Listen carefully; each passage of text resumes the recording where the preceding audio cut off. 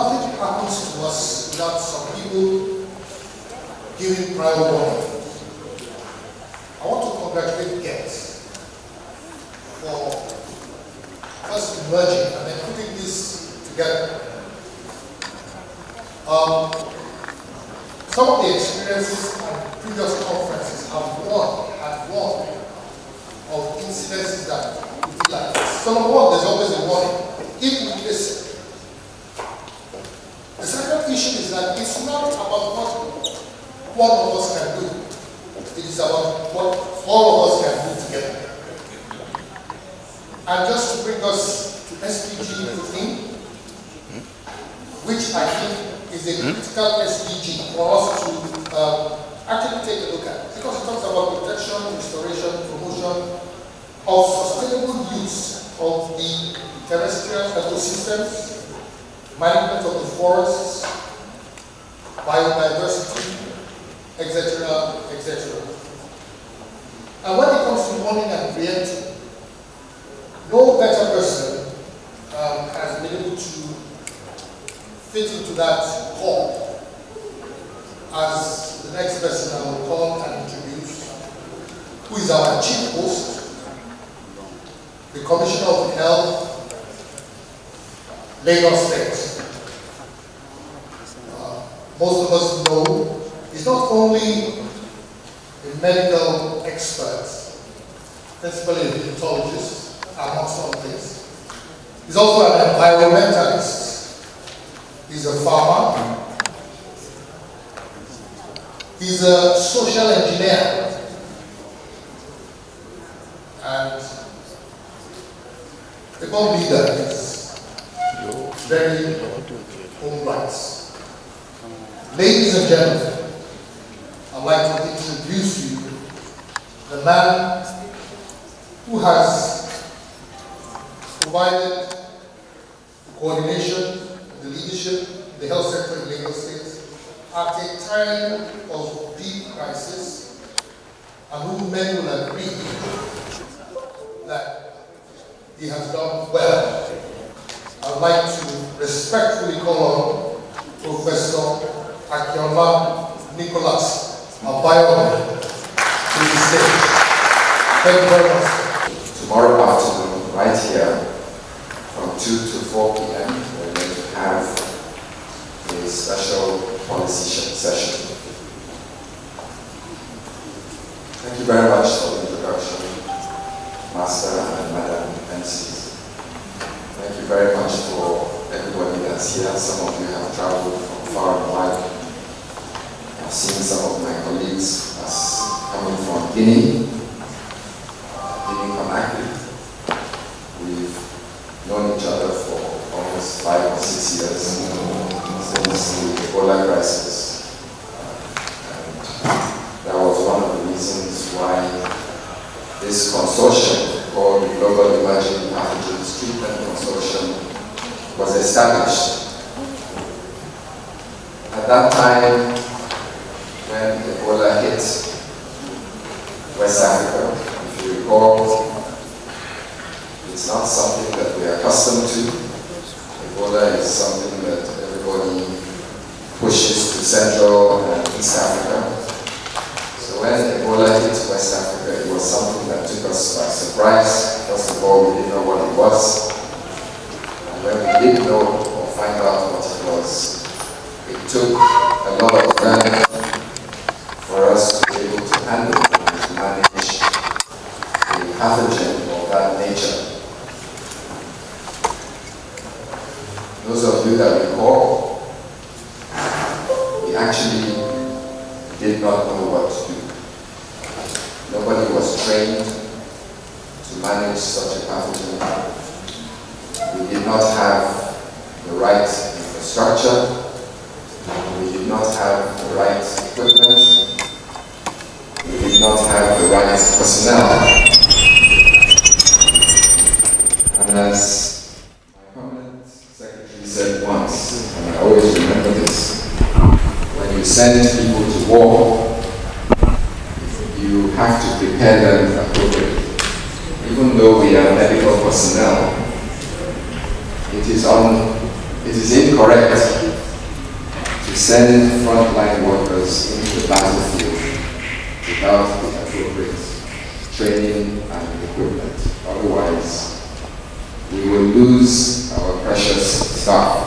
And this was the experience during the Ebola outbreak, when countries like Sierra Leone, Liberia, Guinea, and ourselves here in Lagos lost many medical health personnel because we simply did not know how to manage a pathogen of that nature.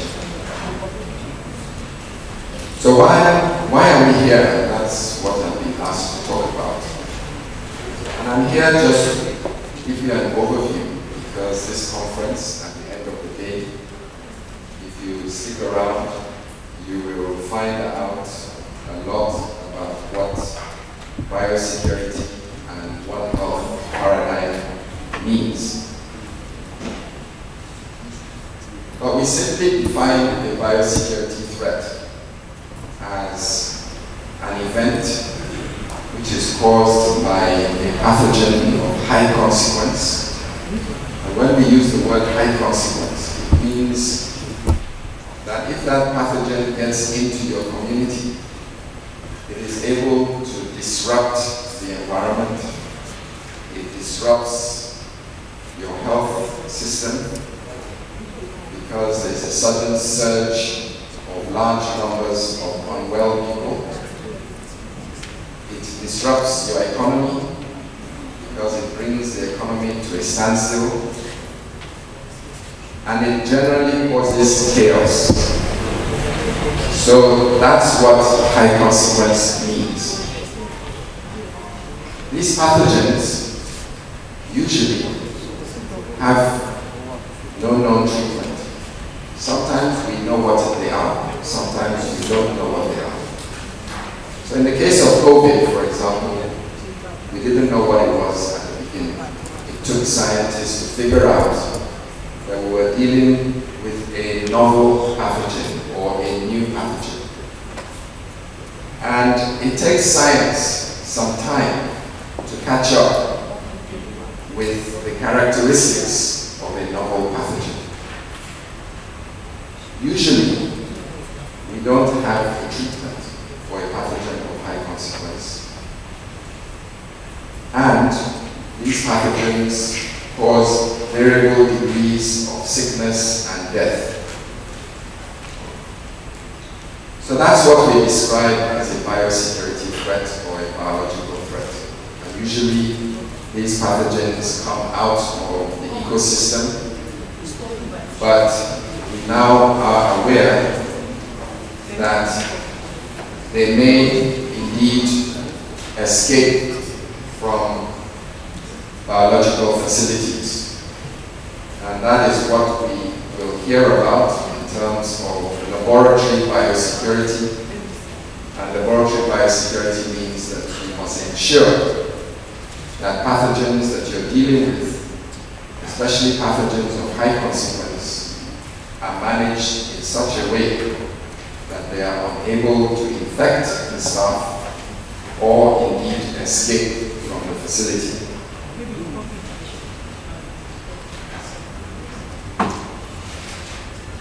Another concept that we are dealing with today is the concept of One Health. And it's on the flyer. This is the conference, the 6th African Conference of Biosecurity and One Health. And that is also a very important concept to understand. And throughout this conference, we will try to understand the features of One Health. And One Health is simple. It's a WHO paradigm. It talks about human health in the context of the environment in which we live in and the food that we eat. So you can only be as healthy as the environment in which you live in, or the food, or the food that you eat. So if indeed COVID started somewhere in the Asian continent by virtue of somebody eating something that contained a pathogen of high consequence. That just gives you an example of the relationship between human health and the food that we consume. Similarly with Ebola and with Lassa fever, these are all examples of pathogens of high consequence, and many of them are derived from our diet.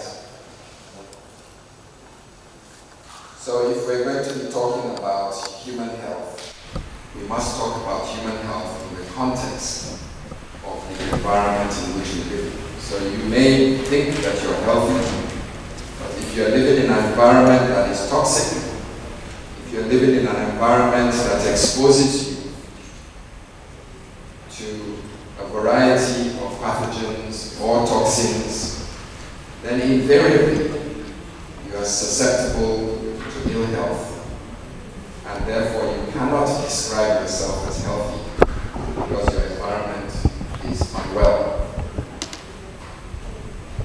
Now there are a number of factors that are driving bio-insecurity. So we talk about biosecurity, which is the deliberate act of protecting our environment. But there is another phrase called bio-insecurity. And essentially, we know the forces that are driving a bio-insecure environment.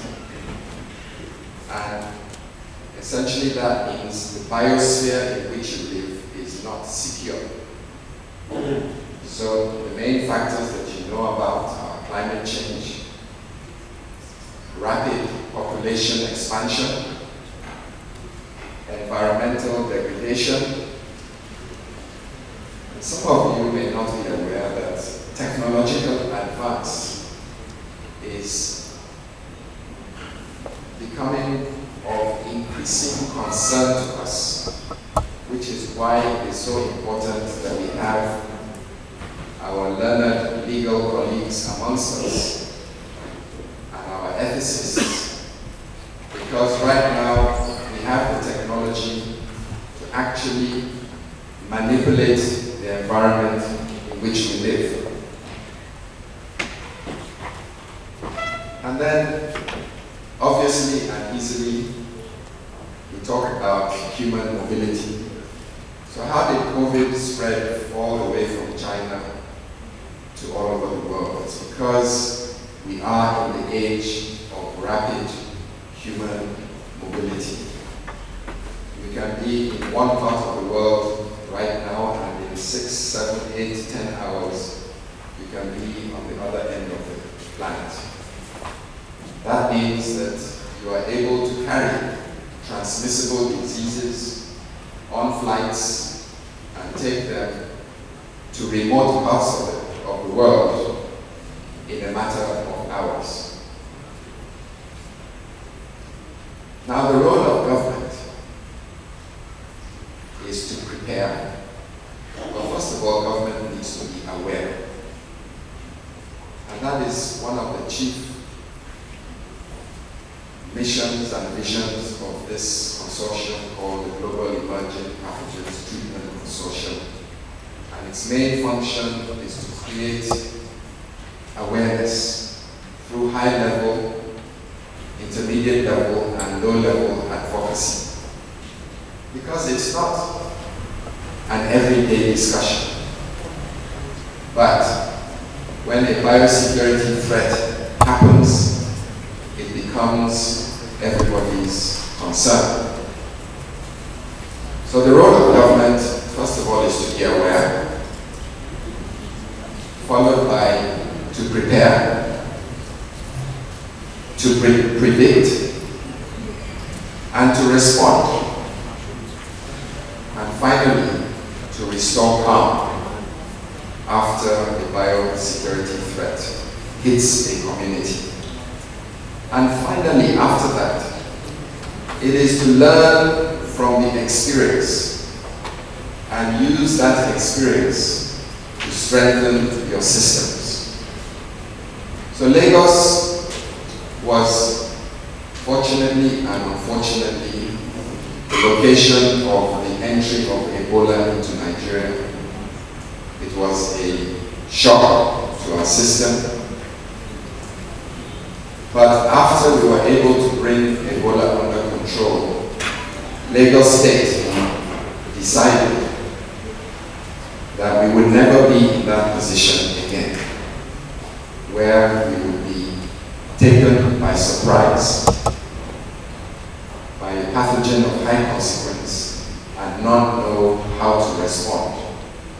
So even though Ebola was brought under control in a matter of months, several of the personnel that were involved in bringing Ebola under control in Lagos were deployed to Sierra Leone, Liberia, and Guinea. And those of you that followed what happened in those three countries know that the outbreak went on for at least 3 years and caused the complete devastation and economic collapse of 3 countries and, by extension, the entire sub-region and the continent of Africa. My colleagues are here from some of those countries, and they will tell you that those countries are yet to recover.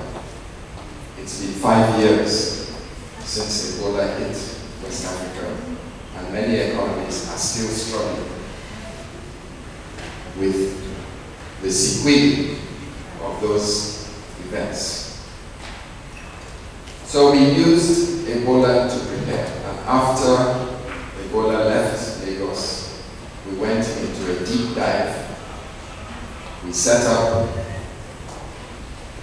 a whole machinery to develop what we describe as the Lagos State Biosecurity Roadmap. That involved deep awareness of what I've just described. It involved infrastructural construction. It involved human resources, training, standard operating procedures, and very importantly, and this indeed is the crux of the matter, it led us to critically analyze the Lagos State legislative or legislation, to examine it with a magnifying glass. And some of my colleagues from the Ministry of Justice are here, and members of the Lagos State Biosecurity Roadmap will know that we spent weeks and months understanding how we can strengthen the Lagos State laws to ensure that we are better positioned to handle a biosecurity threat in the future. We kept on building.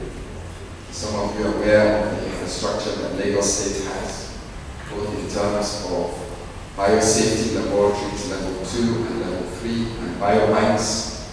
We started to revitalize our infectious disease hospital in Yaba to prepare it as a nerve center for a subsequent event.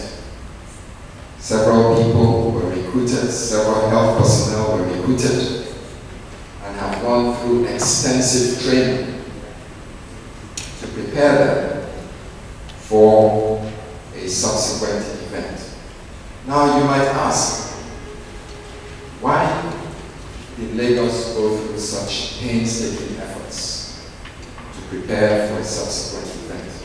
Well, first of all, it would have looked really silly for Lagos to have experienced Ebola and some years down the line to be hit by another pathogen of high consequence and not have prepared from or not have learned from our experiences. Secondly, the World Health Organization and other global biosecurity treaties have been predicting since 2016 that within 5 years the world is going to experience a pandemic of this nature. And they had listed a number of possible pathogens. And those of you who are in the business of microbiology, some of the top pathogens on that list were the pandemic flu, of course, the hemorrhagic fevers, Ebola, Marburg, Lassa, yellow fever. But also on that list was the SARS group of pathogens, of which COVID is one. Others are the coronaviruses, others are the SARS and the MERS viruses. And sure enough, as predicted by the WHO, we are experiencing a global pandemic caused by a pathogen of high consequence.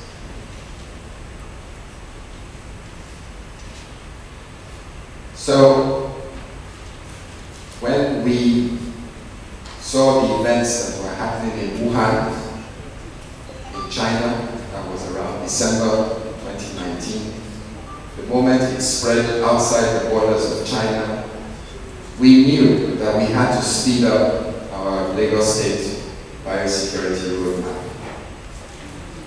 Some of my colleagues that were involved in the roadmap development said we were 70% ready when COVID hit Lagos.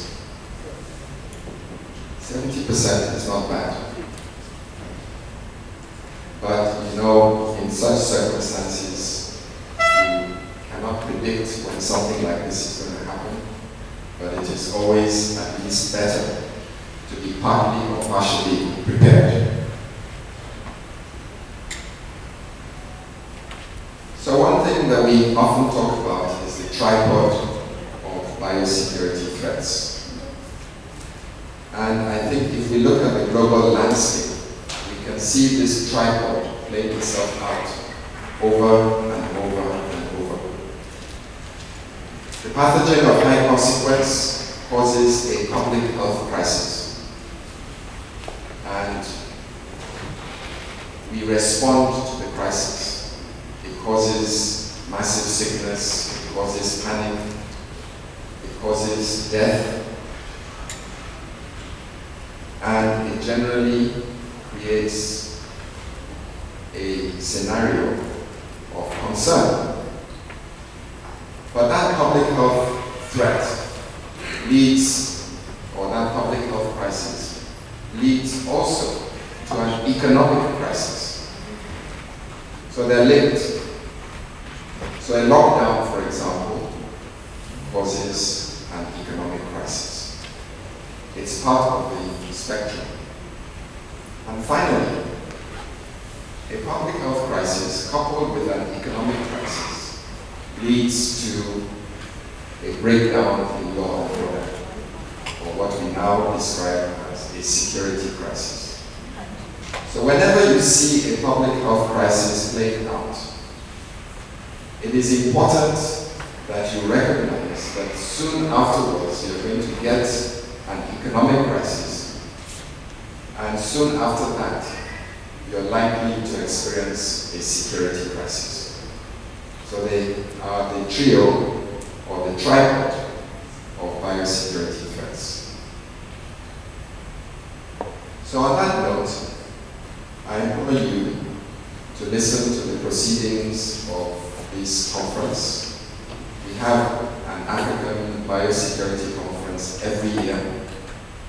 We've been to Dakar, to Ghana, to Sierra Leone. This is the second one in Lagos, and we've been to Abuja. All in an effort to raise the awareness of what biosecurity threats are and what the One Health paradigm is. And to conclude today, as you can see from the manner in which COVID has taken hold of the world, biosecurity or bio-insecurity is everybody's business. Each and every one of us must be aware of our role in creating a bio-insecure environment and opposite of that is efforts to create a biosecurity environment for our citizens. So, thank you very much for coming to this meeting. Thank you very much for your attention. I hope you will stay for some of the very important discussions that are going to happen. And on that note, I'd like to thank Mr. Governor for providing us with the support to host this meeting in Lagos, to my cabinet members who are constantly in support of Lagos State's biosecurity roadmap, to my colleagues in the Ministry of Health, all three permanent secretaries, Primary Healthcare Board, the Health Service Commission, members of the private sector who are involved in the response, and all the citizens of Lagos that have collectively come together in this very trying time and provided a response led by the government, but followed by the people to ensure that Lagos survives this biological threat. Thank you very much. Control the outbreak of COVID-19. So I won't go back to our father stage, who can do the same and ensure that the second wave that is being anticipated does not take a toll on the health of our people. The various commissioners of health from different states have been watching closely what has been happening in Lagos, and we have seen the way it has been controlled, just like the way you did the Ebola virus. And as it is today, most of the states are not having high cases, even though we have started seeing spikes in Lagos and Abuja. And we hope they are putting in all the necessary public health measures we should be able to mitigate the second wave of the coronavirus. So on this note, I want to thank the organizers of this conference, and I hope that next time you should not restrict your conferences only to Lagos and Abuja, and perhaps I should invite you to the city of Jalingo in Calabar State as the next host of this conference, if given the permission. Thank you, and God bless you.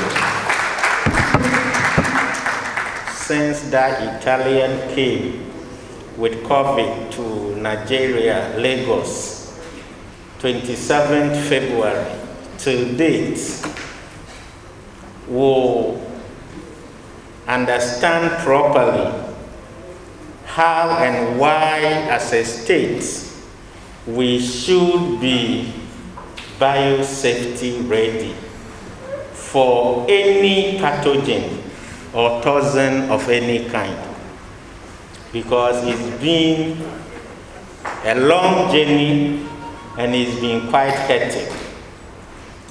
Therefore, a conference like this cannot be more appropriate now than before.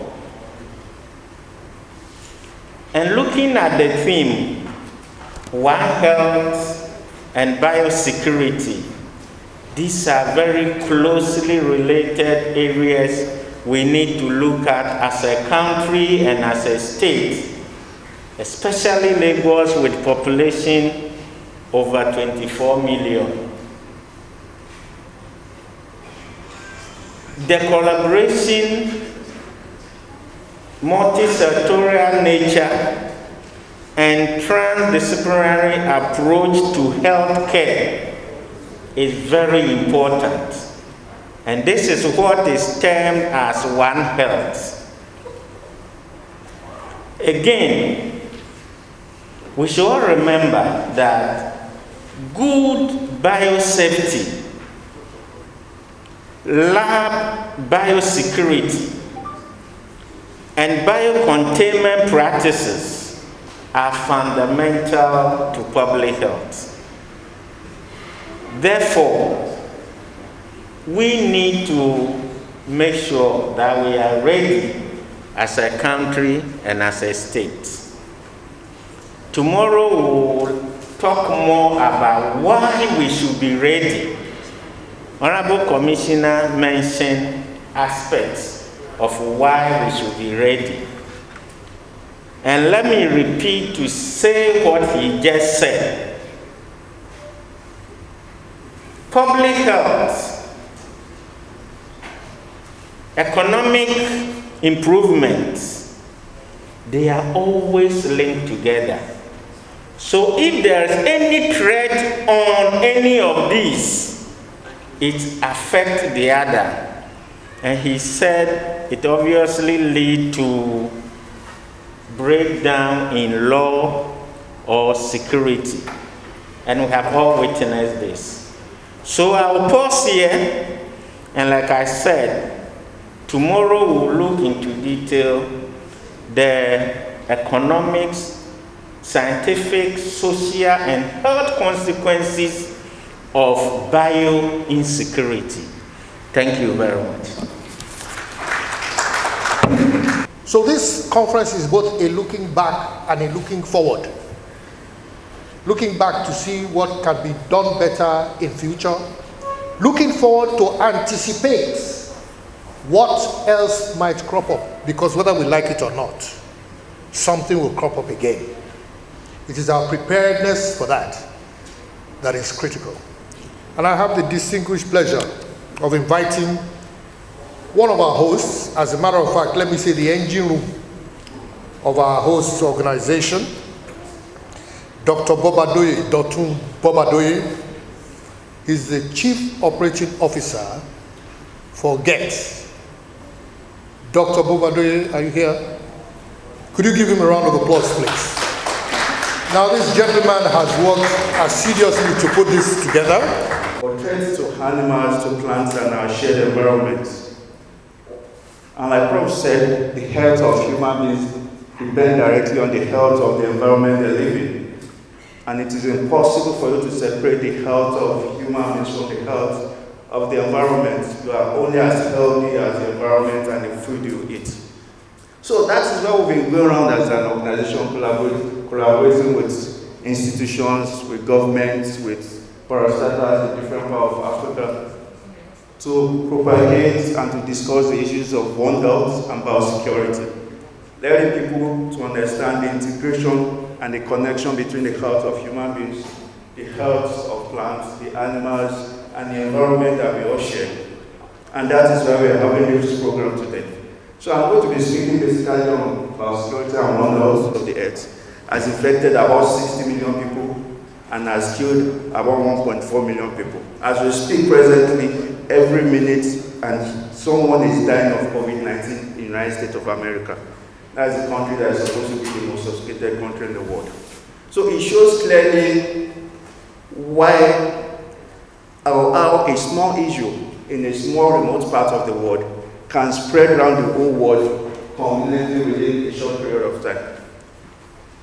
And like Prof said, we can't separate the issue of these human pandemics from environment and animals. Another great example is the Ebola issue that we had just last year in Central African Republic. They affected about 3,000 people and killed over 2,000 people just within a year. We can't forget our Ebola crisis between 2014 and 2016. They affected about 28,000 people and killed 11,000 people and destroyed almost the economy of the region in West Africa. So the cycles of these emerging infectious diseases are reducing, and in fact it's not well a matter of if it will happen. It's a matter of when is the next one coming. Because of this, we have to continue to prepare and get ready. The word for this thing is be prepared. Next slide. And the issue of biosecurity threats is that it's not just with human beings. Biosecurity threats is affecting plants, animals, and our shared environment. As COVID-19 is going on in the animal world, we are also having African swine fever. African swine fever is presently ravaging most countries in the world. As I speak, about 50 million pigs have been killed within the last 1 year as a result of African swine fever. But unlike COVID-19, that you have the death rate to be between 1% and 3%, the death rate of African swine fever is about 90%. And there is no vaccine presently. So these are challenges that the whole world is going through. And we all have to go around it and find comprehensive solution to this problem. Next slide. Next slide. Next slide. Next slide. Yeah. 4-armyworm. 4-armyworm is one of the devastating worms that we have that is affecting the plant world. It was a worm that started somewhere in Africa like 2 years ago, and within a span of 2 years, 4-armyworm has gone around 100 countries. And last year alone, the FAO reported that 4-armyworm destroyed about 17 million tons of maize, causing serious economic impact in different parts of the world. Next slide. Wow, environmental degradation and deforestation and climate change. Climate change is ravaging most countries in the world, and sub-Saharan countries are not left behind. In fact, we are more susceptible and more vulnerable to the impact of climate change because we lack the ability to cope with such level of changes. As we speak, Nigeria is losing about 350 hectares of land to desertification every year, and about 70% of Nigerian land is already affected by desertification. And we can see the impact on loss of livelihood, we can see the impact on conflicts and different environmental challenges that we're having. Well, of climate change, sea level rise, air pollution, these are all integrated challenges that is affecting not just Nigeria, but affecting the region, affecting the whole world. Air pollution in Lagos State. The last WHO report just reported that Lagos State loses about 11,000 people directly or indirectly to air pollution. And the economic impact of air pollution in Lagos State is about $2 billion, which is about 2% of the total GDP of the whole country, or of the state rather. So you can't isolate these challenges that we're having. We're having different pockets of challenges facing human beings, animals, plants, and our shared environment. Sea level rise. The sea level is rising at about 1.8 millimeters every year since 1960. By 2100, we have sea level rise at about almost 100 centimeters. And the prediction is that by that time, a lot of coastal countries in West Africa will have been submerged, maybe including where we're standing today.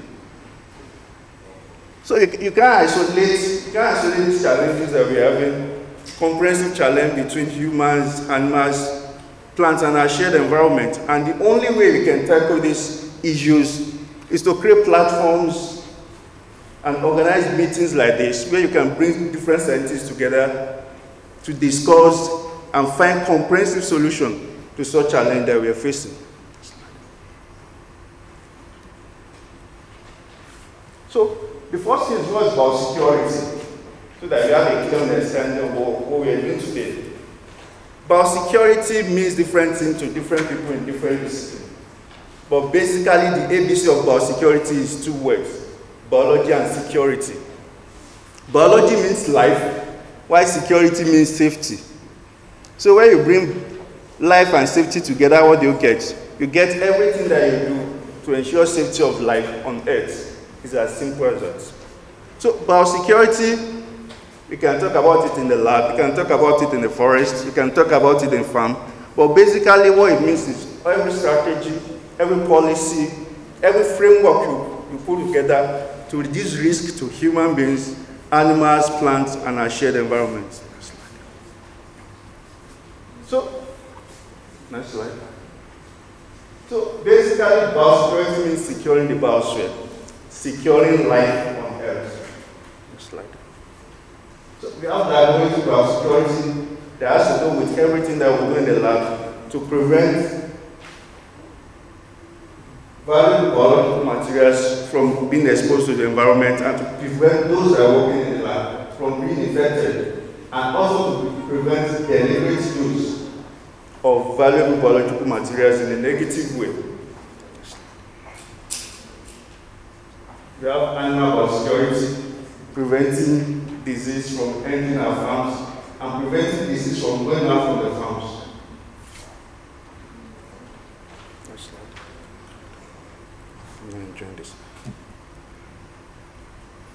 So we have environmental biosecurity too. Environmental biosecurity has to do with the environment, securing an environment and reducing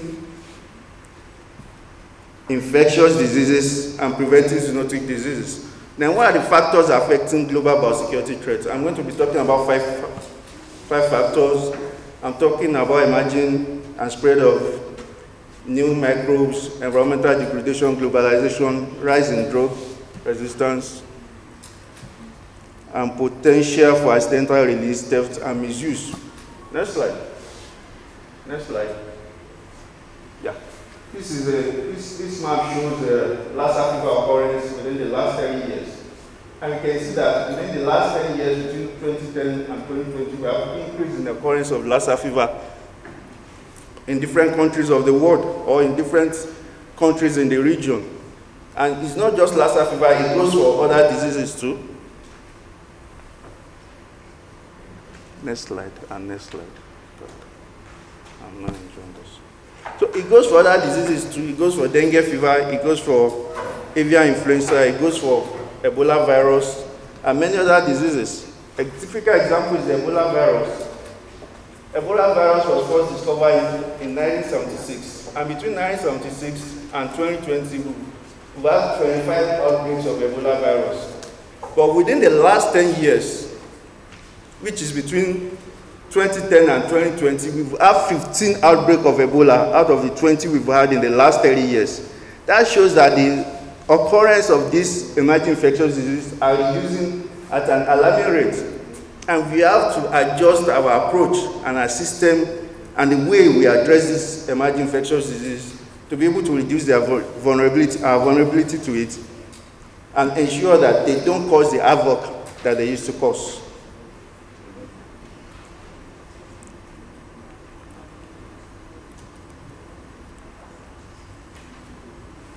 Next slide, next slide, next slide. Okay. It shows the occurrence of Ebola disease within the last 30 years. You can see that within the last 10 years. You can see that within the last 10 years,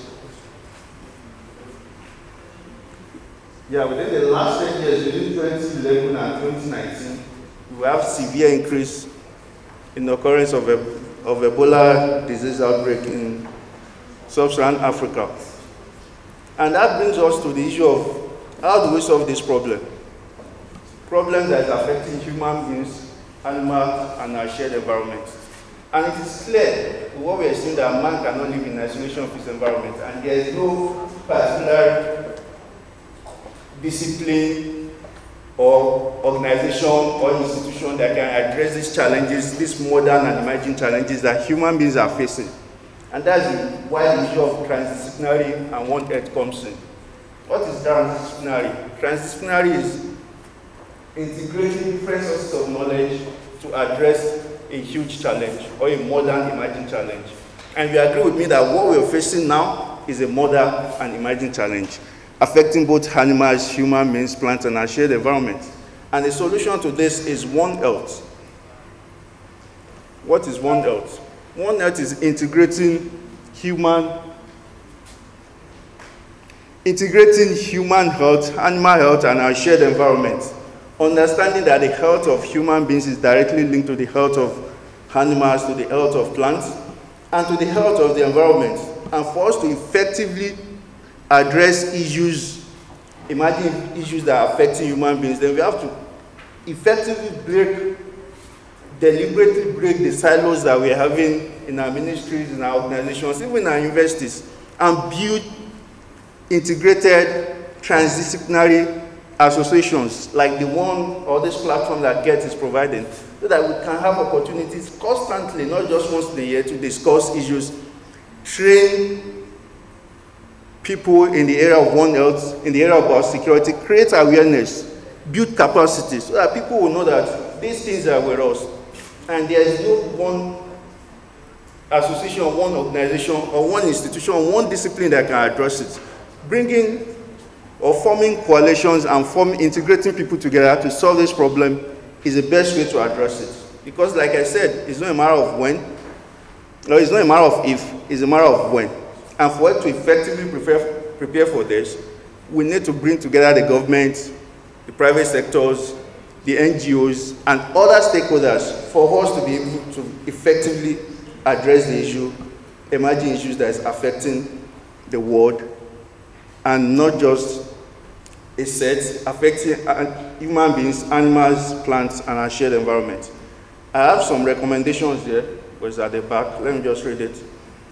Recommendations for One Health: government promotes and strengthens transdisciplinary collaboration and partnership in One Health approach.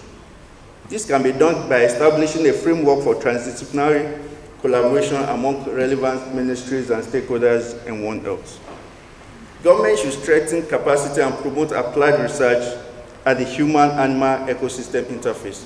So these are some recommendations we have for government, but for tomorrow we are going to have a section for government, policymakers, and other stakeholders. At that section, we are going to be discussing more of these policy recommendations, and hopefully we are going to be coming up with a policy brief that we can effectively use, not just for Lagos State, for this region and for this country, to be able to address these emerging challenges that we're having.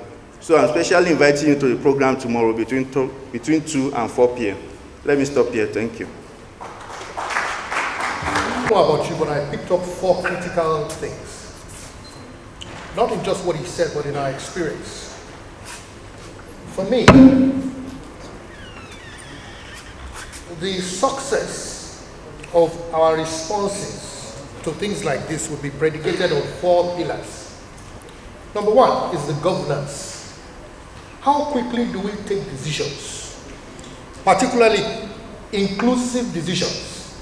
How quickly do we put in place mechanisms for oversight? Number 2 is the question of coordination. We've seen that this is a multi-sectoral, multidisciplinary challenge. It's no longer about just doctors. You have environmentalists, veterinarians, agriculturalists, social scientists. One of the key aspects of the COVID response was the psychosocial response. So after coordination, then we have also communication. And many of us know what miscommunication during an epidemic, or a pandemic, what happens? Either miscommunicating what should be done or what should not be done, where people should stay, where they should not be staying. The 4th pillar is the question of M&E, monitoring and evaluation.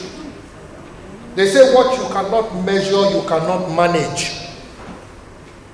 If we cannot measure our activities and our responses on virtually a real-time basis, we call ourselves to failure. So, for me, those are 4 takeaways, and I hope we can dig deeper. I'd like to call on you. Okay. Now, what we're going to do now is we have 2 presentations lined up. One from Dr. So. Both of them happen to be online. But while we are getting that together, we are going to ask for 2 or 3 members of the audience to give some kind of response, some kind of reaction to what we've heard so far. So, anyone that the spirit moves. How we respond to public health. So our ability to respond to public health is very, very important, because it's intertwined with the economic sustainability of the state and also of the country as a whole.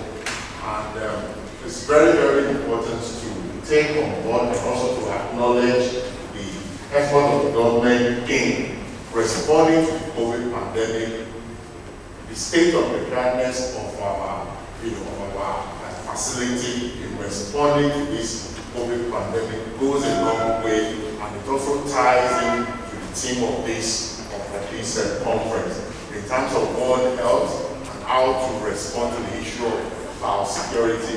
We're very, very lucky. Our facility there was secure. It wasn't interfered with, it wasn't vandalized because of relative concern of members of the public. So I think for me, what I want to know and what I expect from this regard in terms of policy making is that how do we respond to all these challenges which the Honorable Commissioner has called pathogen of high consequence. pathogen of high consequence, because it's such a dynamic scenario, you can't say you're on top of it because it's evolving. And because it's evolving, our state of preparedness and response to it has to be evolving, it has to be enhanced, it has to be systematic, it has to be sustained. So, linking up to what Dr. Abayomi said, Dr. is concerned that there is silos in terms of discipline, demarcation in reality to all this public health. So it's called for the need for us to work as interdisciplinary consultation. So we cannot say I'm an agriculturalist, we cannot say I'm a biologist, we cannot say I'm a public health officer or public health specialist. You need to work in a way that would ensure that we have a well-coordinated approach to all this concern about public health and be able to have, I'm on the right track, Prof.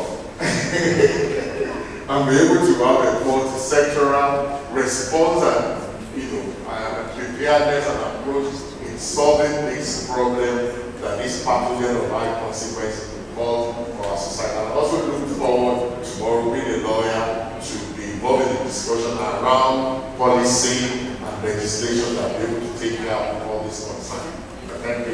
Gentlemen, I want a woman to say something. Gender-based action. I'm here to represent IDG. Such viruses and threats of the malicious use of pathogens have all woken the world up to the risk of biological materials and the need for stringent, risk-proof ways of handling them. A risk management system is a key step towards improving biosecurity, as it enables an organization to effectively identify, control, and manage the biosafety or biosecurity risk related to its activities.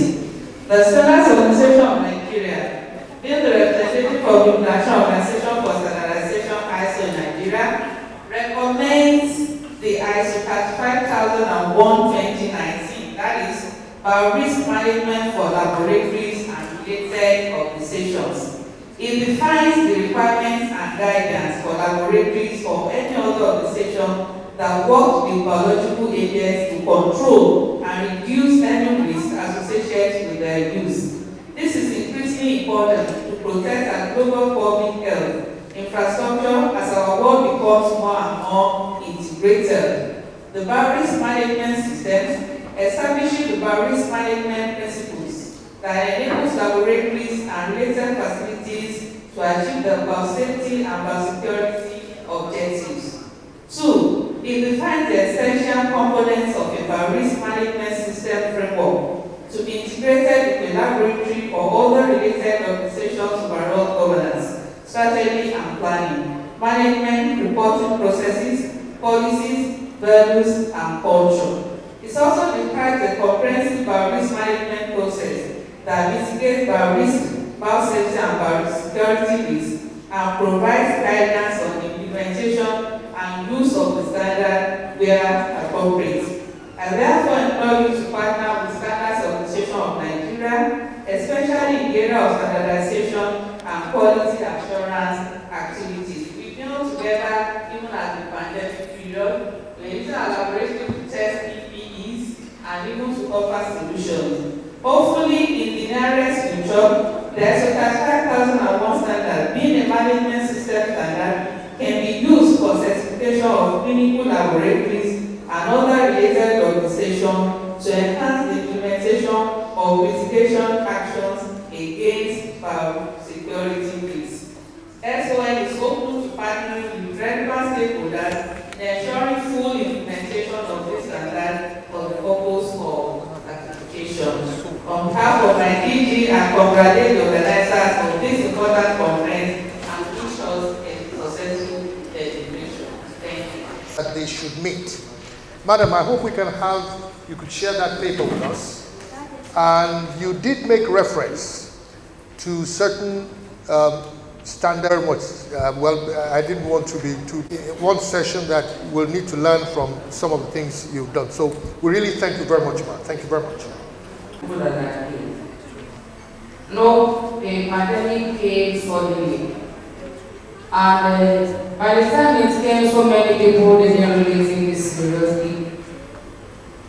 I want that what I have found here so far, the type of knowledge that just came from here about this continents and all this content or something, I would like that this thing be extended to the larger community so that people will be educated. People need to know that this type of conference is coming at this period cannot be overemphasized. And I want to say that I've really gained a lot so far, and I still look forward to gaining more. I want to congratulate the organizers of this program, and I pray that people will learn and put all these things into practice for us to move forward in the country. Thank you. God bless you. Environment.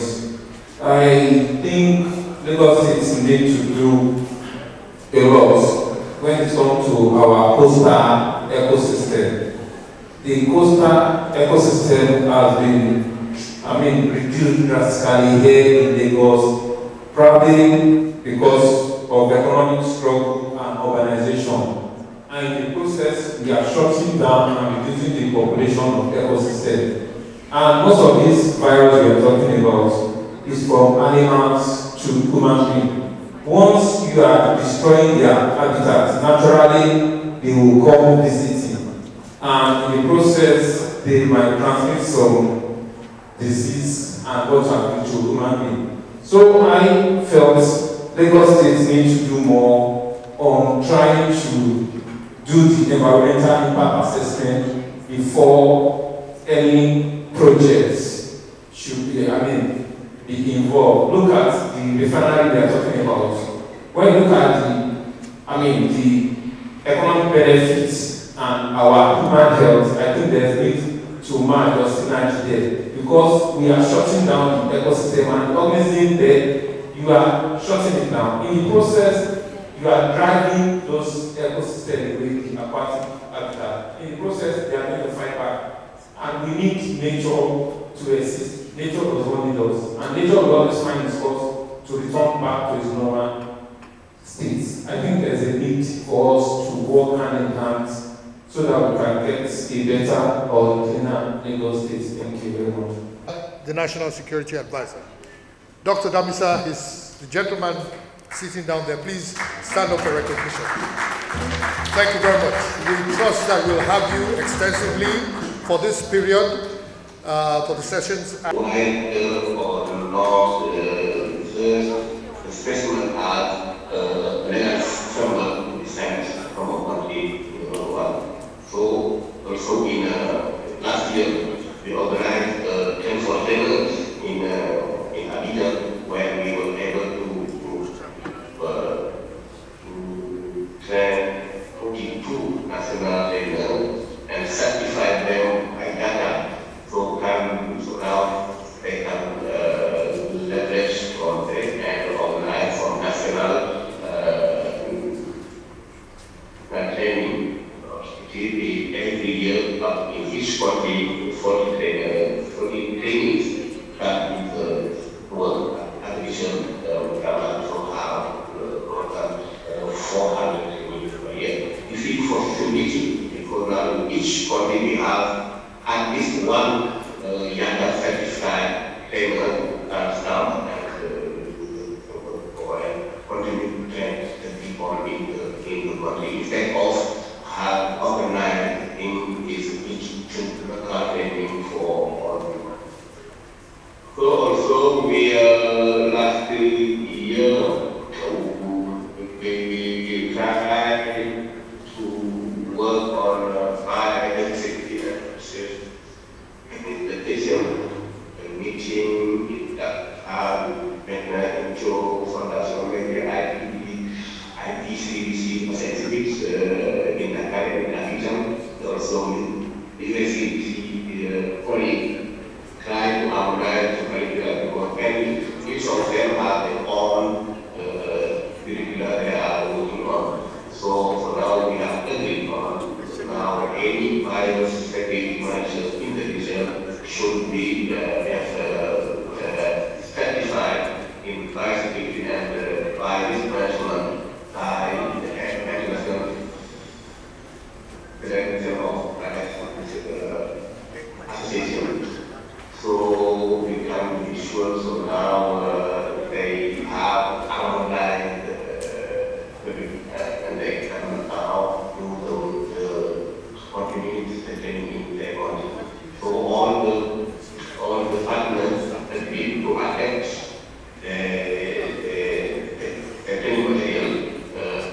sure that they can meet these national needs.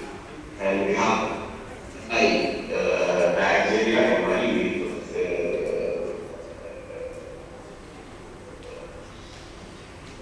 with Professor in Mali and Professor as session in those countries to develop the trend program in French and English.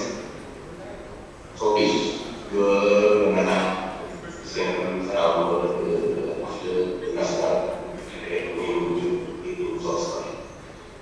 so we have also working on the biosafety cabinet regulation because we are using those machines to protect the lab technicians of government against the pollution. When we were saying in our recently, we have no issue on maintenance. This is why this program has been set up, and we have identified 2 regional centers in Ghana and in Senegal, and support what we need to do regular termination of machine. Also, procure some equipment to do some maintenance and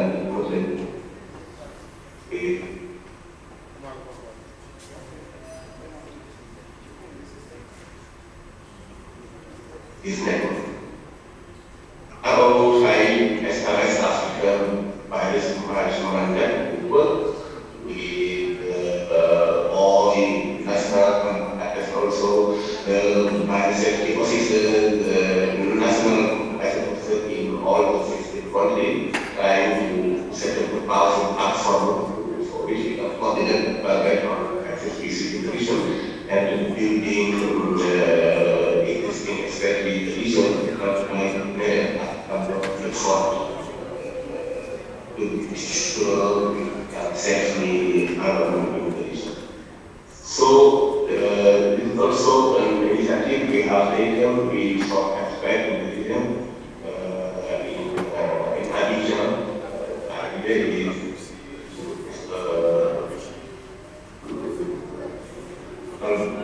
Hard work. We did some milestones. 2017 when we did the first round of working community in Syria, the Akin Abayomi and Professor WAHO of this technical group. We have developed already the regional biological regulation and it was predicted as minister in the world. We did benchmarking in the side, all the gap, and we have a roadmap for the functionality of these biobanks.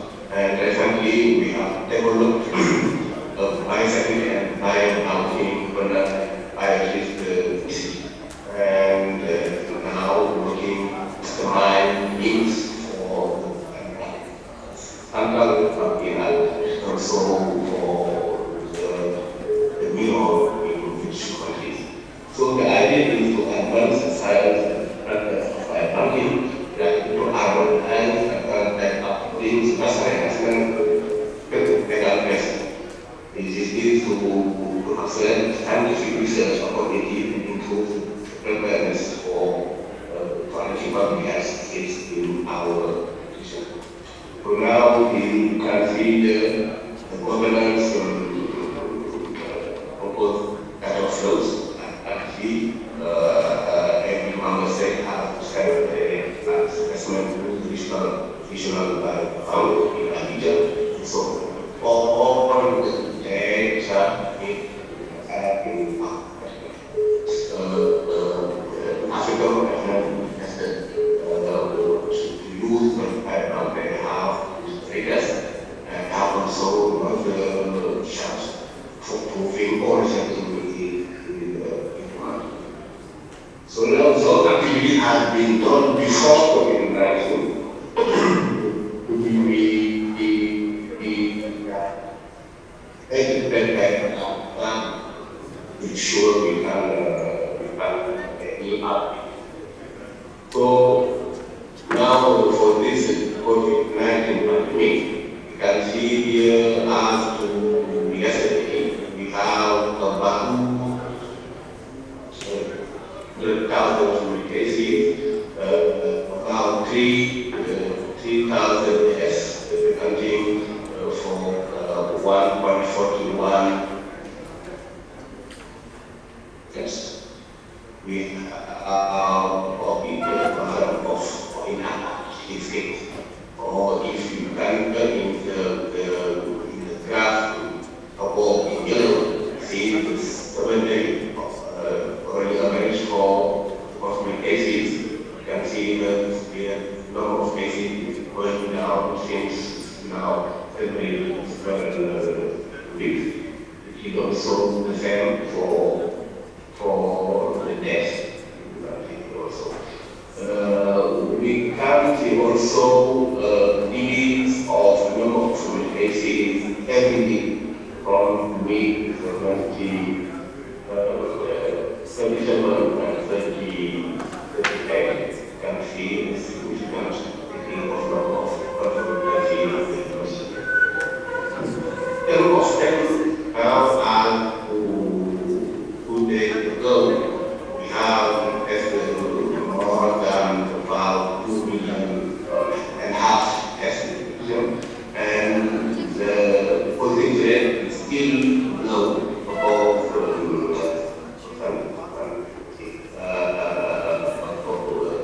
in the graph in your right, the line in yellow and say exactly positive rate.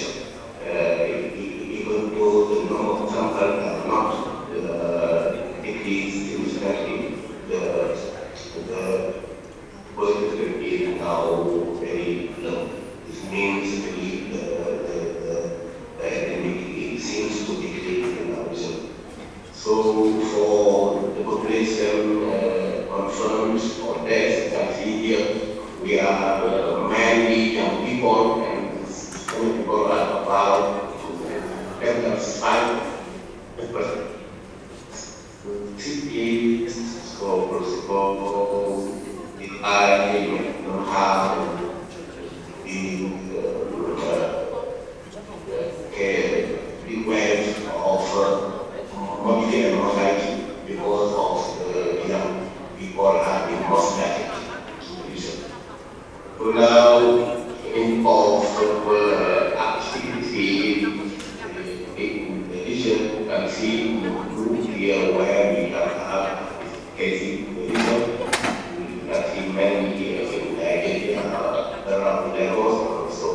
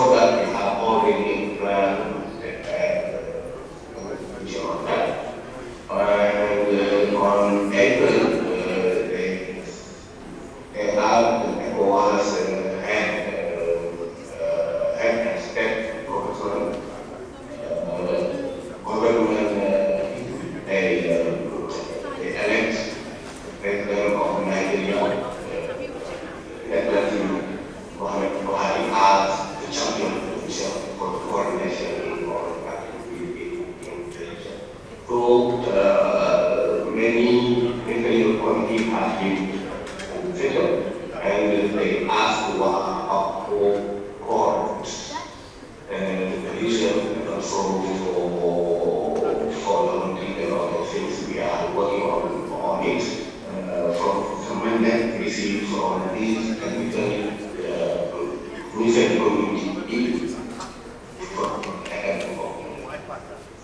now before the first case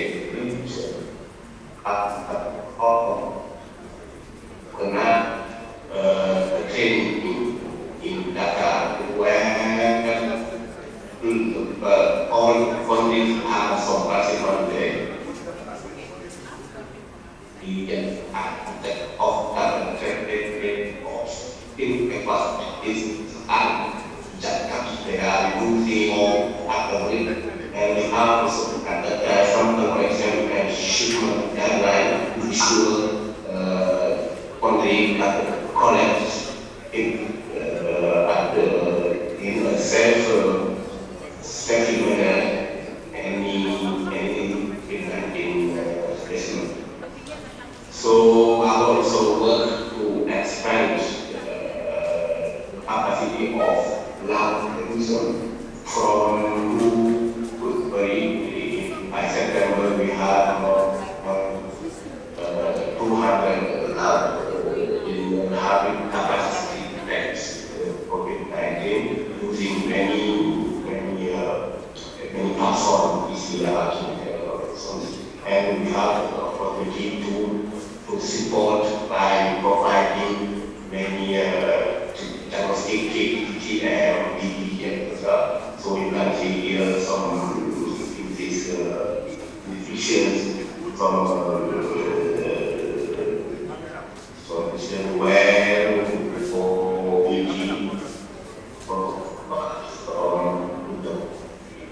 so you can see also in terms of biosecurity, we have been able to provide overall mass into all countries. Our warehouse are in Abuja, where we can supply all our 15. So recently, WAHO signed a contract with integrating data for making accessible for all the countries, for 50 countries, by RDT at very low cost in less than $1 per test. They are both serologic and also antigen tests. The RDT for serologic are now available, and they are working to finalize the antigen one to ensure we can all our countries who need this one, and they are all full access. And also WAHO has prepared paid compatible GE supply. So we are also supporting some research in some countries, especially for voice activation. That see here in Stockholm, the West Stockholm have the cases. We have the first localized practicing system, and in our right here, for example, in Senegal, we have 30 government agencies from different areas, Europe, Asia, America, and also Africa. This allows us to know in some countries the variety of the strengths which are segmented in the so we are always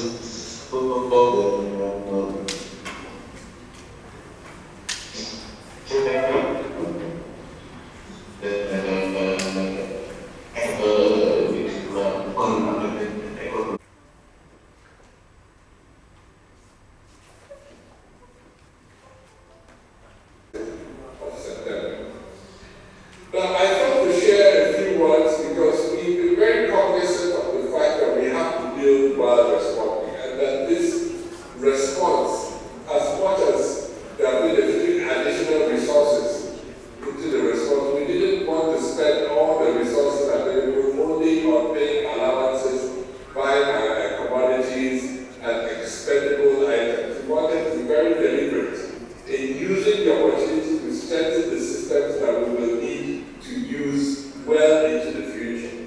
So I'll give some examples of how we have done that in collaboration with all the states in the country. The first was, a few years ago, surveillance in Nigeria was based on the filling of paper forms and Excel spreadsheets that were then sent from clinic to local governments, merged to states, merged to NCDC, merged to WAHO. This entire process will take 6 weeks in a well-functioning system. This was in an era when people were walking to any bank in the country and in the world, literally, to take funds out of their bank accounts. They could make calls in any country in the world. So our surveillance system was lagging behind in the use and adoption of technology to transmit data. So we started the implementation of a digital web-based surveillance system called SOMAS. This really emerged after the Ebola outbreak and brought together the learning of the necessary management tools for contact tracing into a surveillance platform. So this surveillance platform will offer both. We've built on this the continuous improvement in the functionality, and a lot of this happened during the outbreak. We never had a situation where there were so many users at the time, so sometimes it became a little bit difficult to use, but we have persevered. And this is now rolled out across every state in Nigeria, every local government. We use the dashboards at the national levels. It's used at most states, EOCs, and through this system we can manage our national data on infection disease.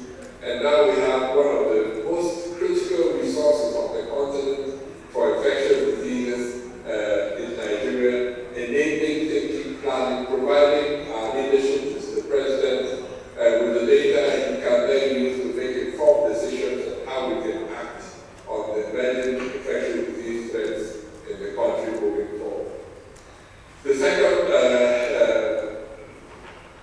slide number 11 shows the massive expansion in laboratory capacity that has happened in Nigeria since the beginning of time. In the beginning, we had very few labs that could make this diagnosis.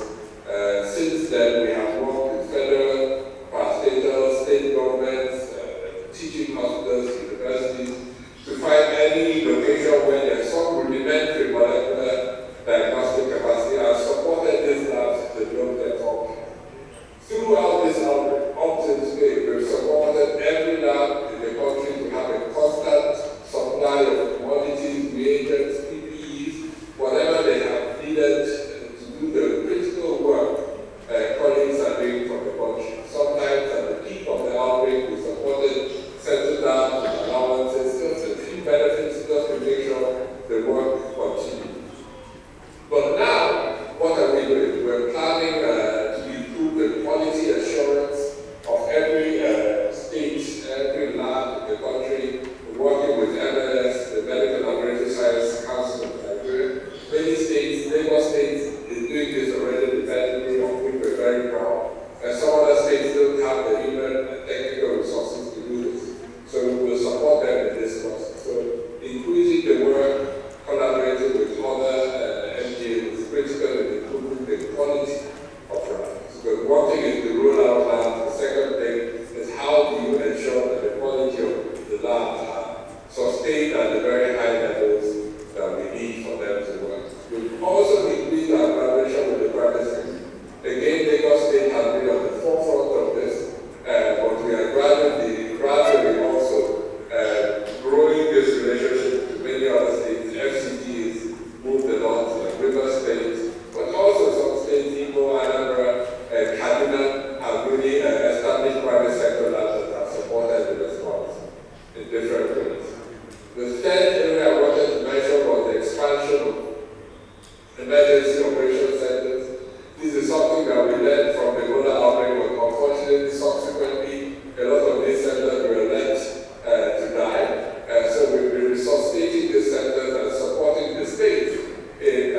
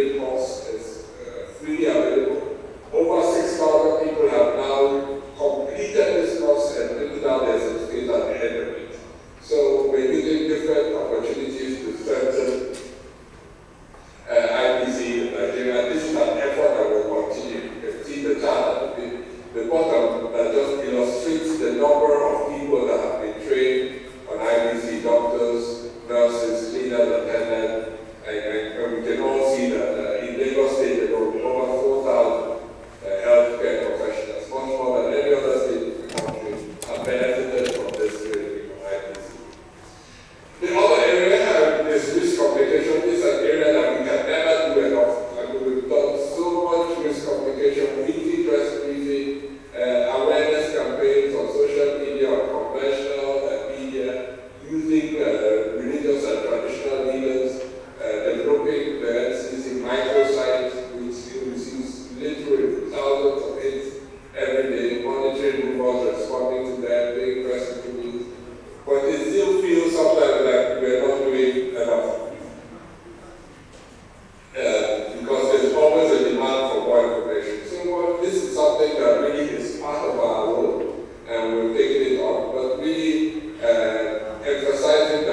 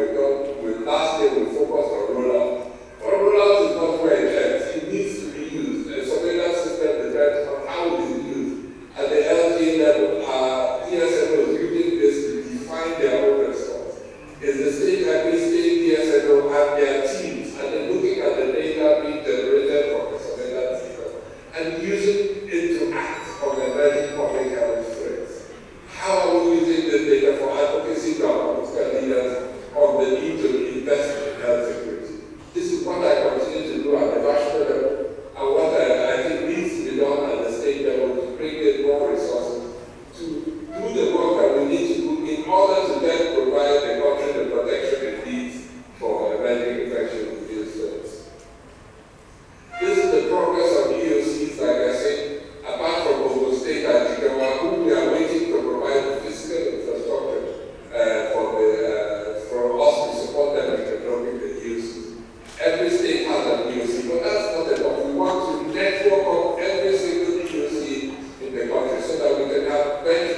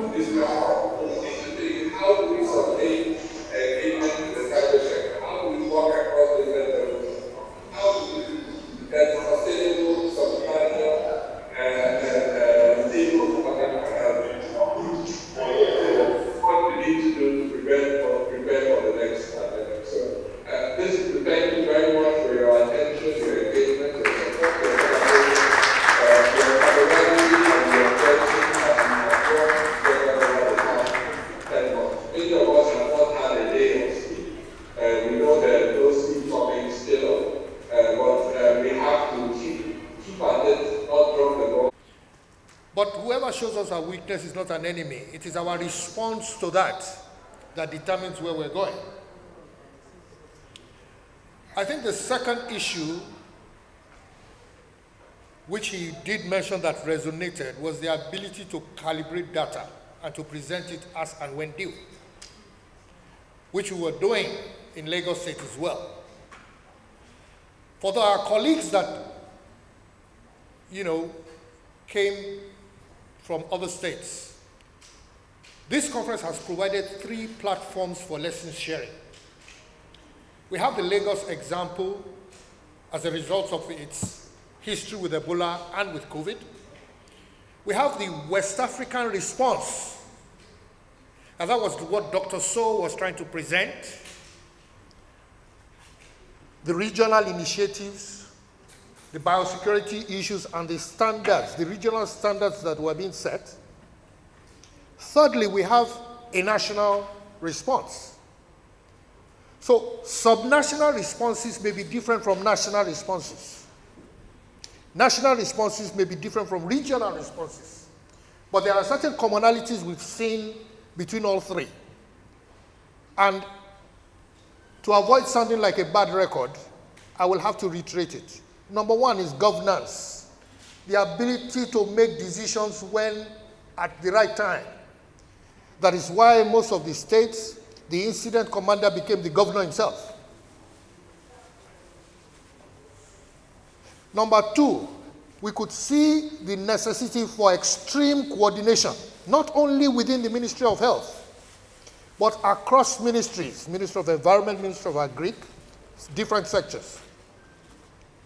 Number 3, the ability to communicate, and if we listen to what Dr. Chikwe was saying, communication and communicating with the people was on a consistent and constant basis. We had all sorts of daily briefings, some were weekly briefings. The 4th pillar is the ability to monitor our response on an almost day-to-day basis. I recall that during Lagos's own effort, strategy was being changed depending on the occurrence of events. So if you don't take real-time consistent data, you may not be able to be as responsive. And the entire success in being able to meet emerging infectious diseases is clearly how responsive you are. Responsiveness. So, and responsiveness contains 2 components. Learning, listening, learning, adapting, and proceeding without losing vision. So I want to thank the past speakers, Dr. Chikwe, Dr. So. Could you please give them a round of applause? Ladies and gentlemen, you have been very patient. And I want you to give yourselves a round of applause too.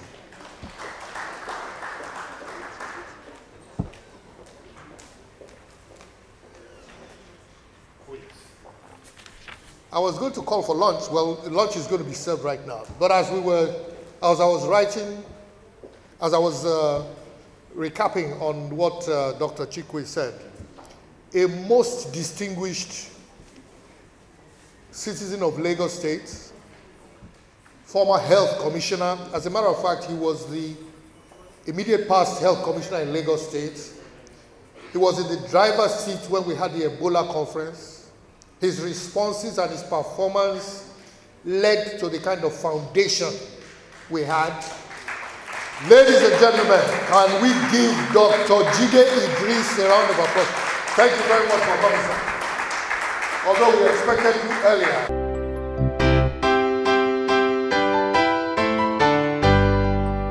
To address it from a global perspective. So we have various international treaties and organizations that are involved with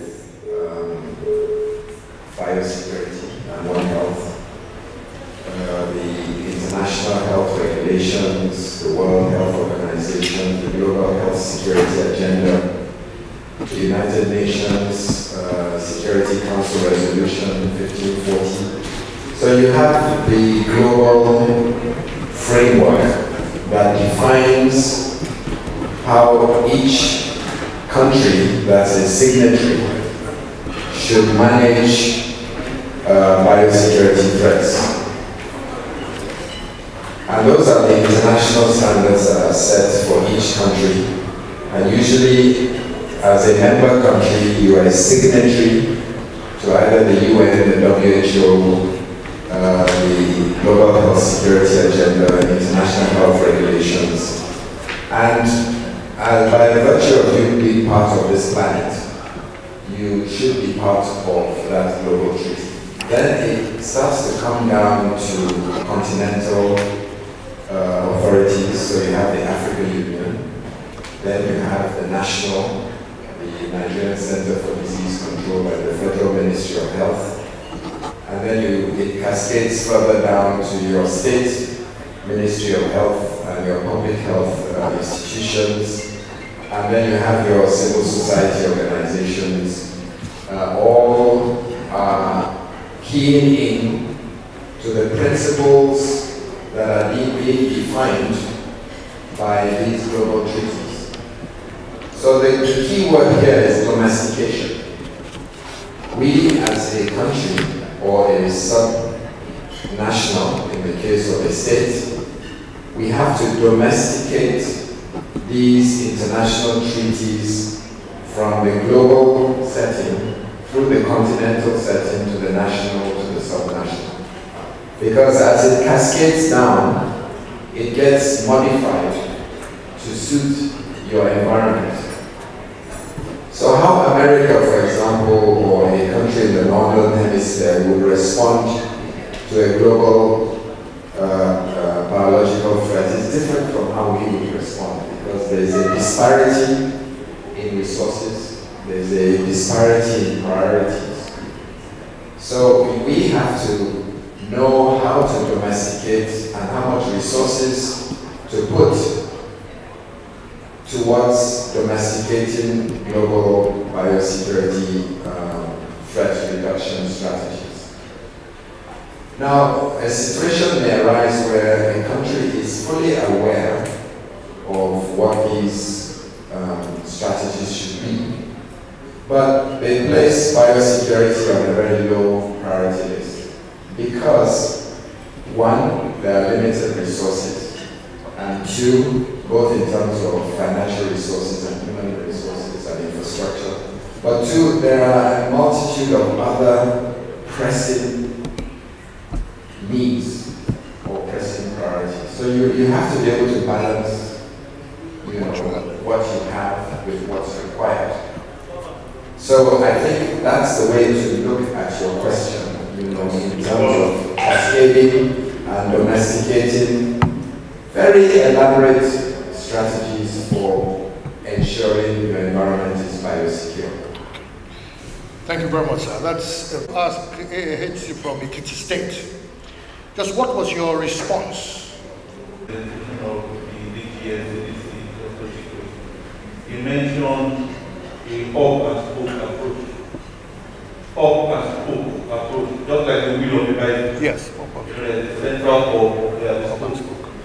So NCDC has done quite well in uniting the states operationally. The NCDC has been our opinion. We only revolve around NCDC, and NCDC has very well empowered and enforced the state epidemiologists. And state epidemiologists are like, the pilots of the response. They drive so many things. They link with NCDC, link with each other. So it has actually been a very smooth cycle. In responding to COVID, taking for instance, the state, before we actually recorded our first case, just like the principle of biosecurity, it is both reactive and proactive.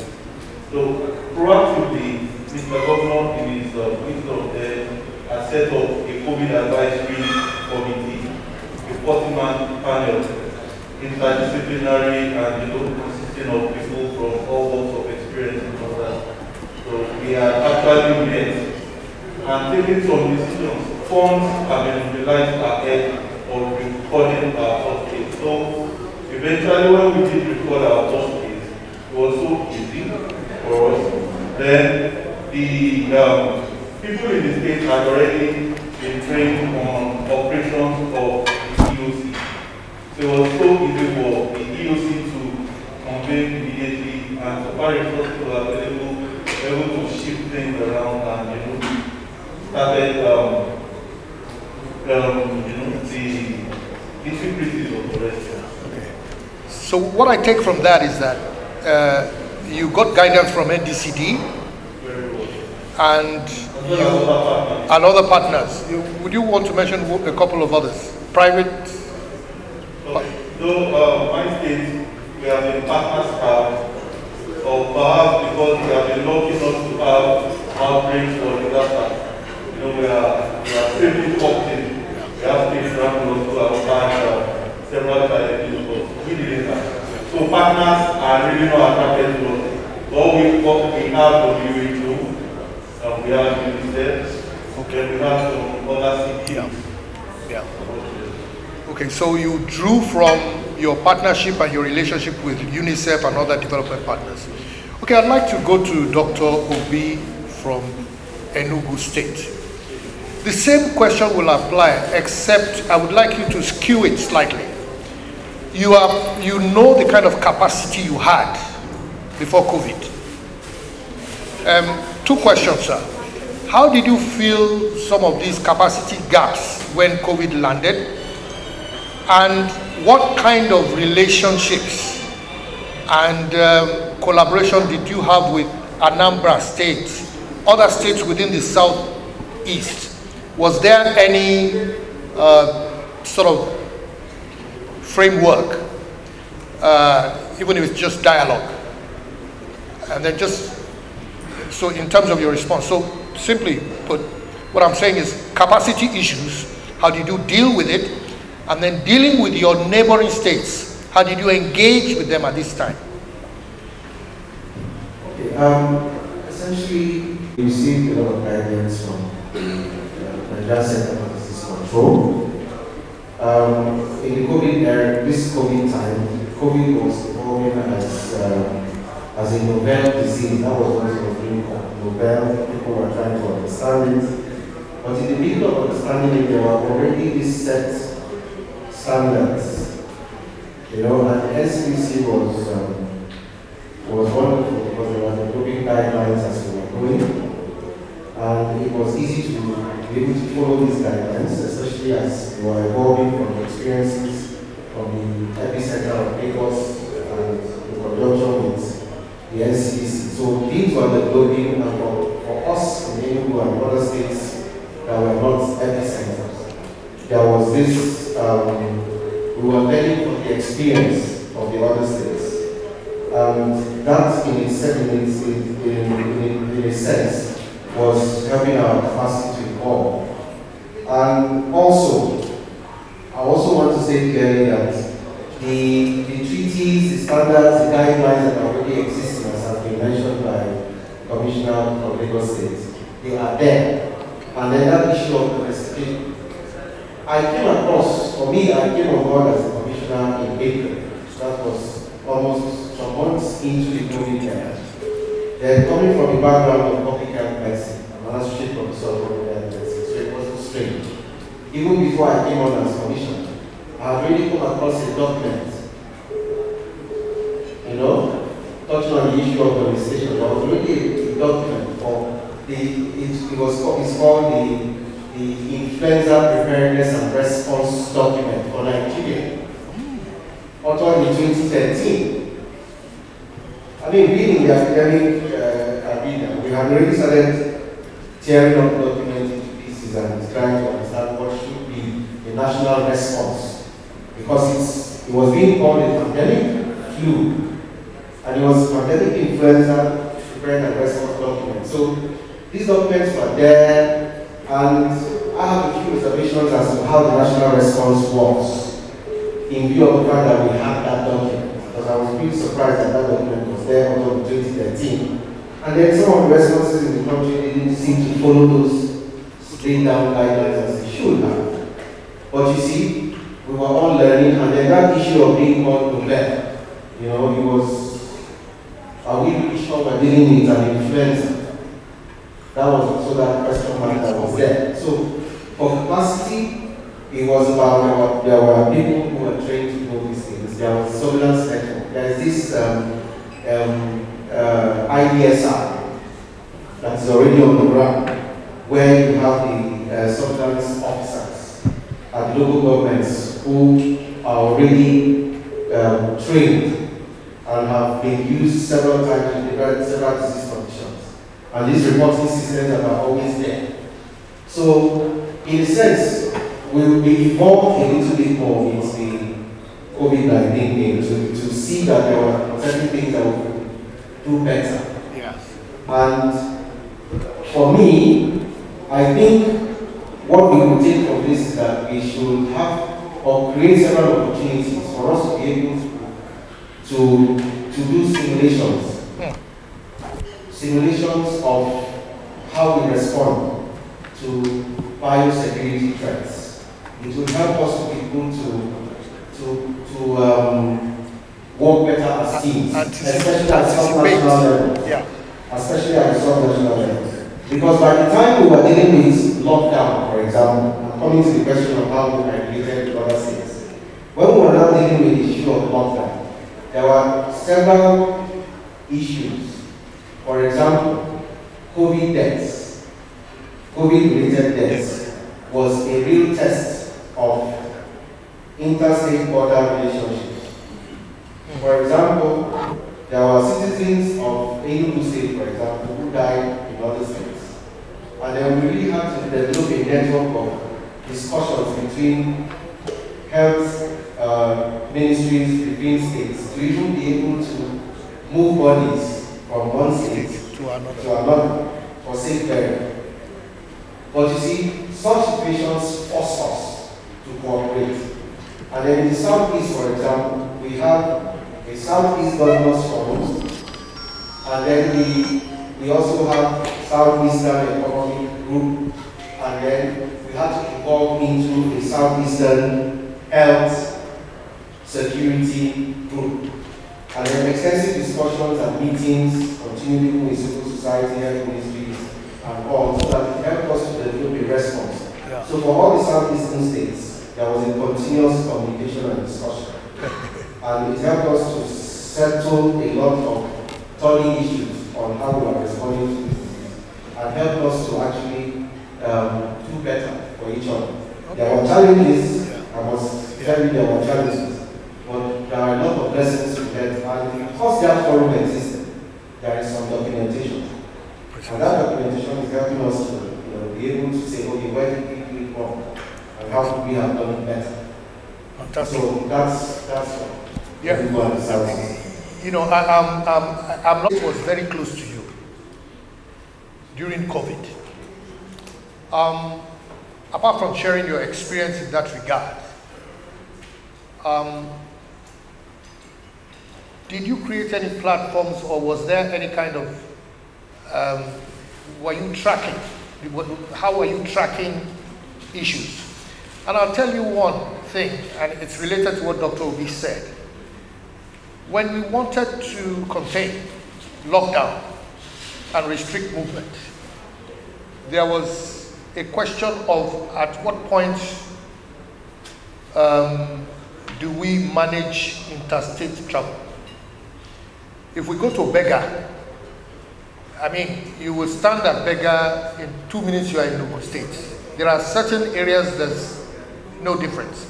How did you engage? What was your experience during that period? National level, it was the governors who were part of a bigger body, the Governors Forum. So I believe the coordination was well led. And there was a point of communication that NCDC actually helped a lot. The SOMA's software that they deployed gave us an opportunity to view what was happening in other states without necessarily talking to them. But what I found most useful was actually the personal communication between the other commissioners and myself, particularly the Commissioner for Lagos State, as early as the 27th of February, 28th of February, early hours.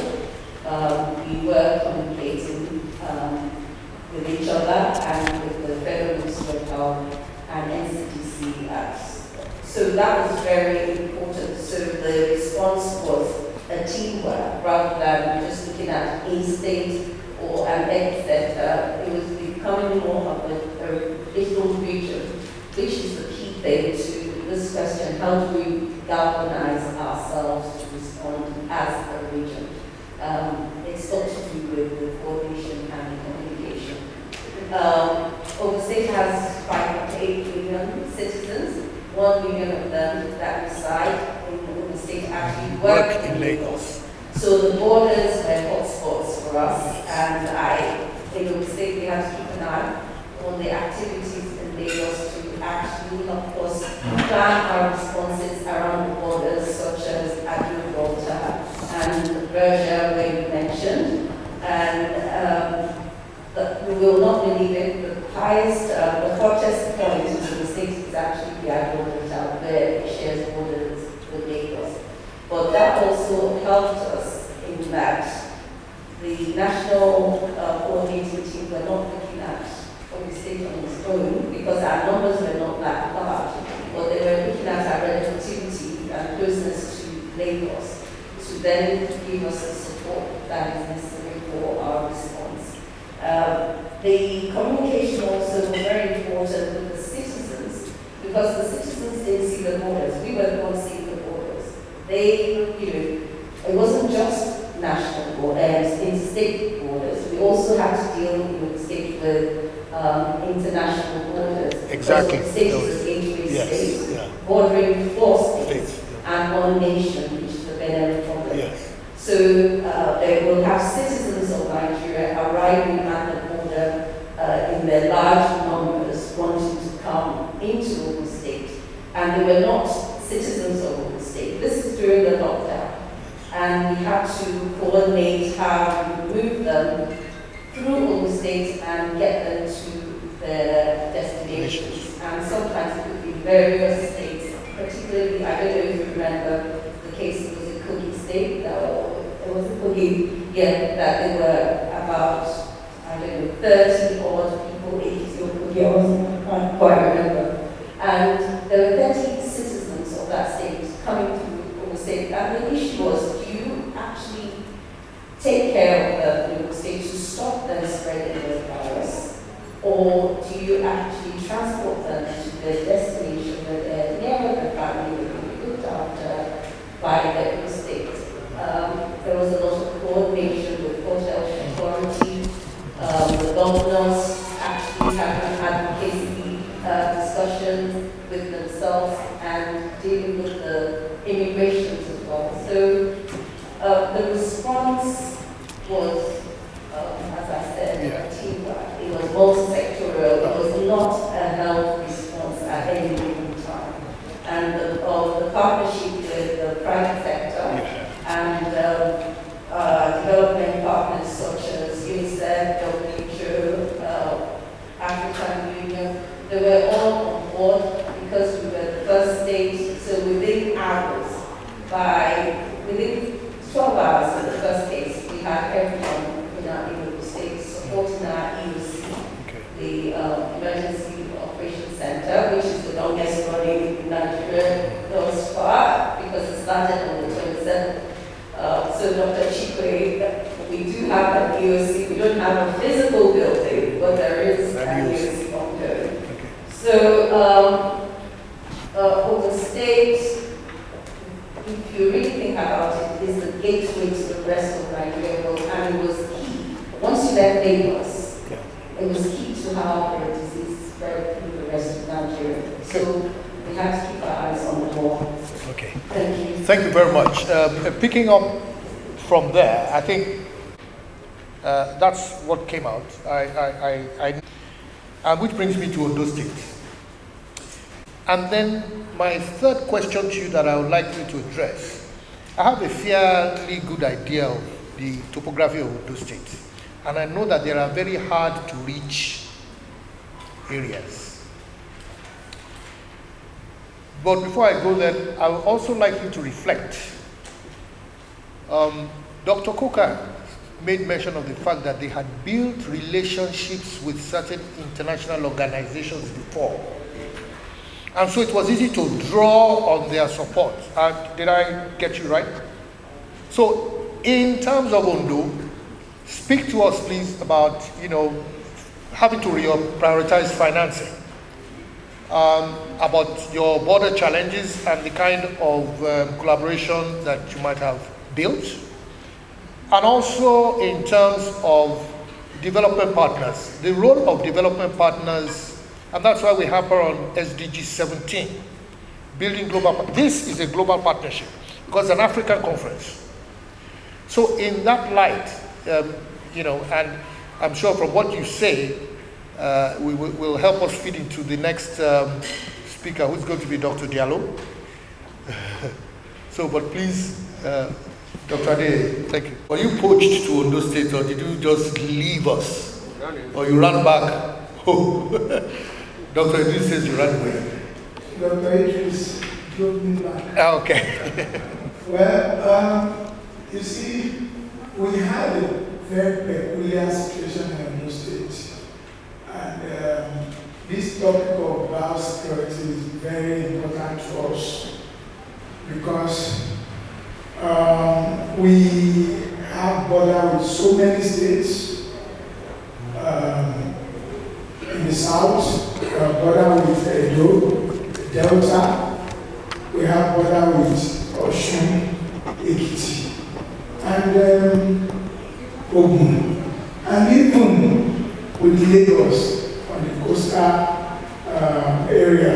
I mean, it's only 45 minutes to drive from Abayomi in Ondo State to Akkodo in Lagos. So it's a very important subject to us, and whatever happens in Ondo State should actually be very important to all the states that I have mentioned.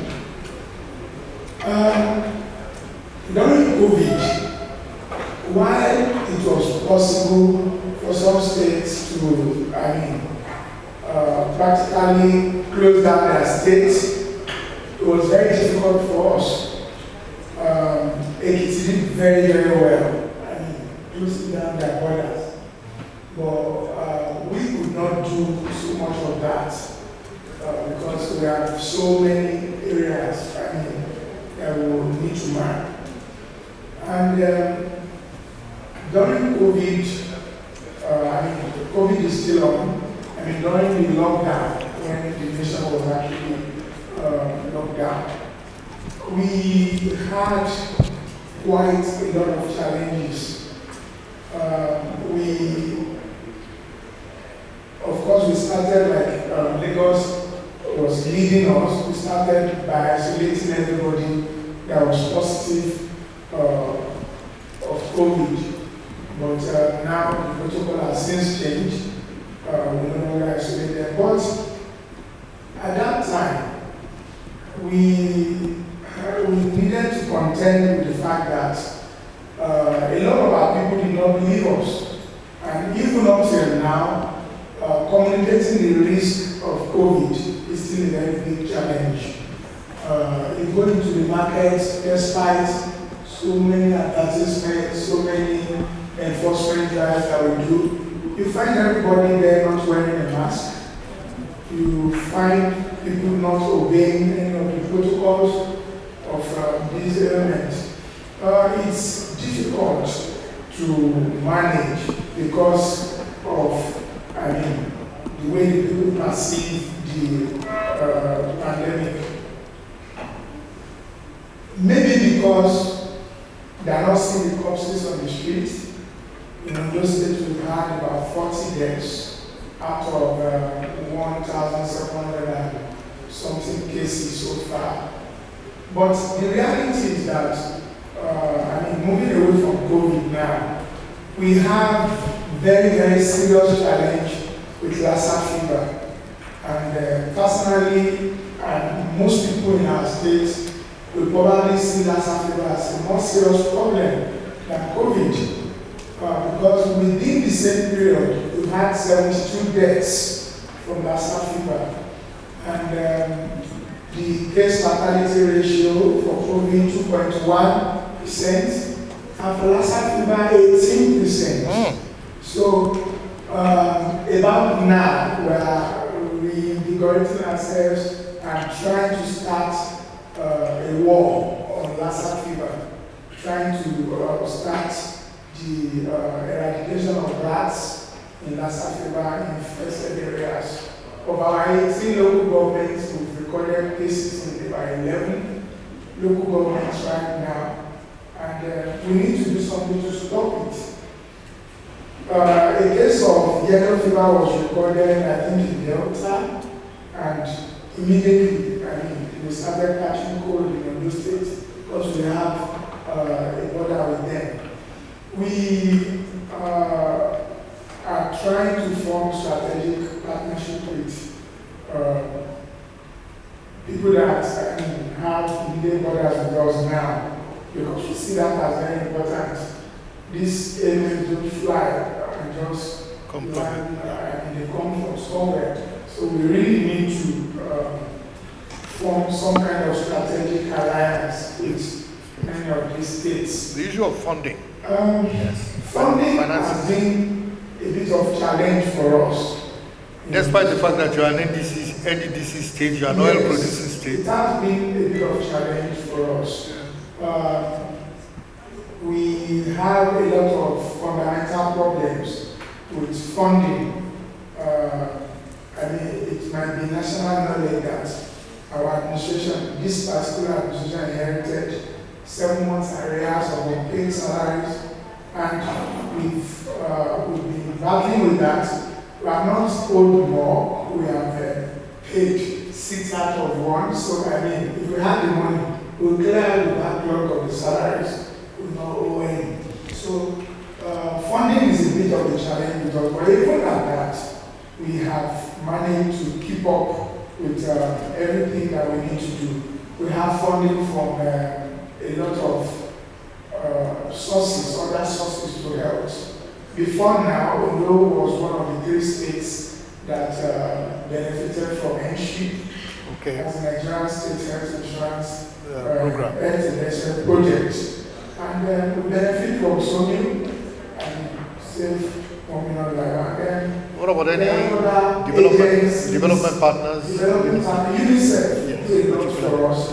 And same with Global Fund, WHO, they come to our rescue.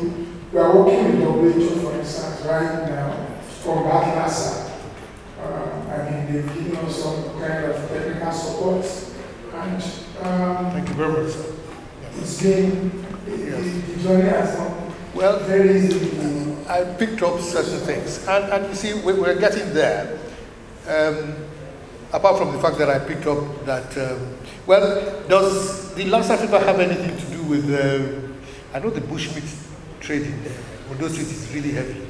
So, but why I'm alluding to that is we are talking One Health. Within Ekiti State, Ogun State, we do a lot of bushmeat hunting.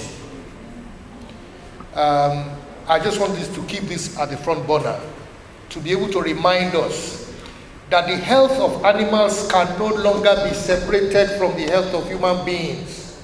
That is the lesson that we must take away from here. The health of the physical environment too can no longer be separated. Dr. Diallo, Guinea is a country on its own. None of us have that. We can't have the kind of experience that you've had in managing. And what was the response? We know you went through something in Guinea. You're closer to Sierra Leone, I think. How was your own response? And in the light of what your colleagues here have said, people have talked about the collaborations they got. People have talked about cooperating with neighboring states. Now we're going into the larger region beyond Nigeria. What's your experience, sir? feel free to take any dimension that you, and we believe that your perspective is very, very critical to this discussion. Thank you very much. Doc, I would like to tell something about Ebola. When Ebola arrived in Guinea, we spent 4 months to do the, not in Guinea, but at Dakar, via the Alliance. 4 months to do diagnostic. Now, to do like research? No, to know what the epidemic is. Okay, to do the diagnostics, that's the same thing that people did not understand what it was. It took 4 months to actually diagnose. Yes, continue, sir. Oh, now we have built our capacity. So now we are able to do it in some days. Because of that experience of 4 months, now they can, with that same kind of attack, they can do it in a shorter time. Like COVID. We had COVID in March. When 1 week, we have to diagnostic locally in Guinea. Please, I hope we got that. Because of the experience they had with Ebola, yes. We took 4 months for them to do the diagnostics. When COVID came, it took them a week. Yes. Well, what we learned about Ebola? 3 things, 3 big things. First, our capacity to do diagnostic is very bad. First. 2, our capacity to manage, to prevent and to detect and to take care of kids was very bad. Something what we learned is what our SAMs go via Dakar, US, England, and France. Our SAMs from Guinea. Okay. Because we have the capacity to stop it in Guinea. So many samples go out. Okay. With our regulation not strong enough. Yes. Yeah. The 3 things. What? So sorry, sir. They lost a lot of human capacity in the process. They lost a lot of human capacity going abroad, basically because of 2 capacity deficiency, technical capacity, human capacity, and law and regulatory. Simply to keep samples in Guinea or to transfer it via our reglementation. Sorry, run that back. That's all right.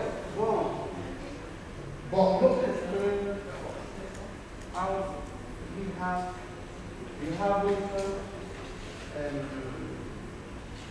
reglementation. Okay, the reglementation, the law, the regulation. Yes. Good. To stop the samples go out in Guinea. Okay, migration. People going out. Taking samples out. Yes. Yes. Taking, I'm sure Professor Abayomi will have something to say. We've talked about people taking samples out anyhow.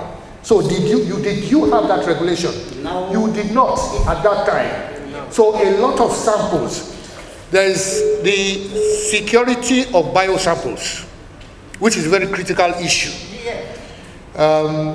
That's one issue that we'll probably, yes, go on, sir. Okay. But now, what about now? Now. You put regulation in place? Regulation, we have it, and we have a capacity locally to stop it in the Pasteur Institute. Okay. And in the national... The Pasteur Institute is a research, named after Louis Pasteur, yes. Research in India. Good. Yeah, yeah. And the National Institute of Health. And the National Institute of Health. Yes. Okay. So it's like you house samples in those 2 places and they are secure. Yes. Uh-huh. Yes. Good. Now, After it, we have, for me, we have to work together. Because local reforms, national reforms isn't good without regional capacity. Good. Regional. Please, did you get international collaboration? Thank you. He says that there is a compelling reason to work together because local efforts, national efforts can be useless without regional efforts. Yes. Then we have to work about three fields. First, we have to improve our collaboration, institutional collaboration, and we have to make high quality of research locally and in the regional level. Sorry, sir, let me just pick that issue. Just repeat it. I see what? Yes. For me, we have to start our experience. Okay. About prevention and control epidemics.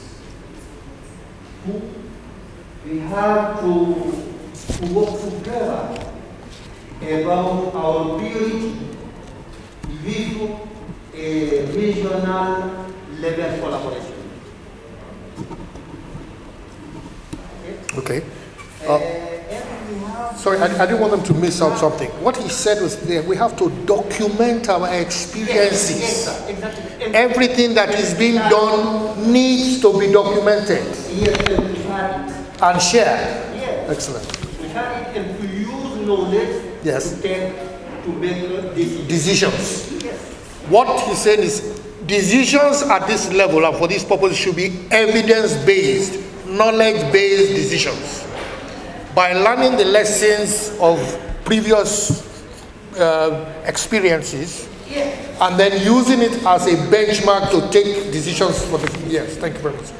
And I think we have built our good practice, professional practice, and community good practice. Thank you. I'm glad ISO is here because we are talking standards. In the process of our experiences, we have to identify what is good practice and not so good practice. Yes. To have a best practice that is. Yes. For me, we have to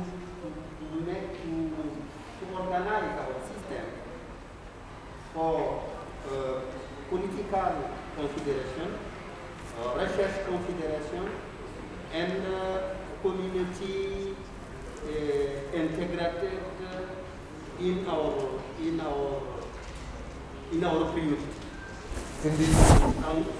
priority. Yes. Okay.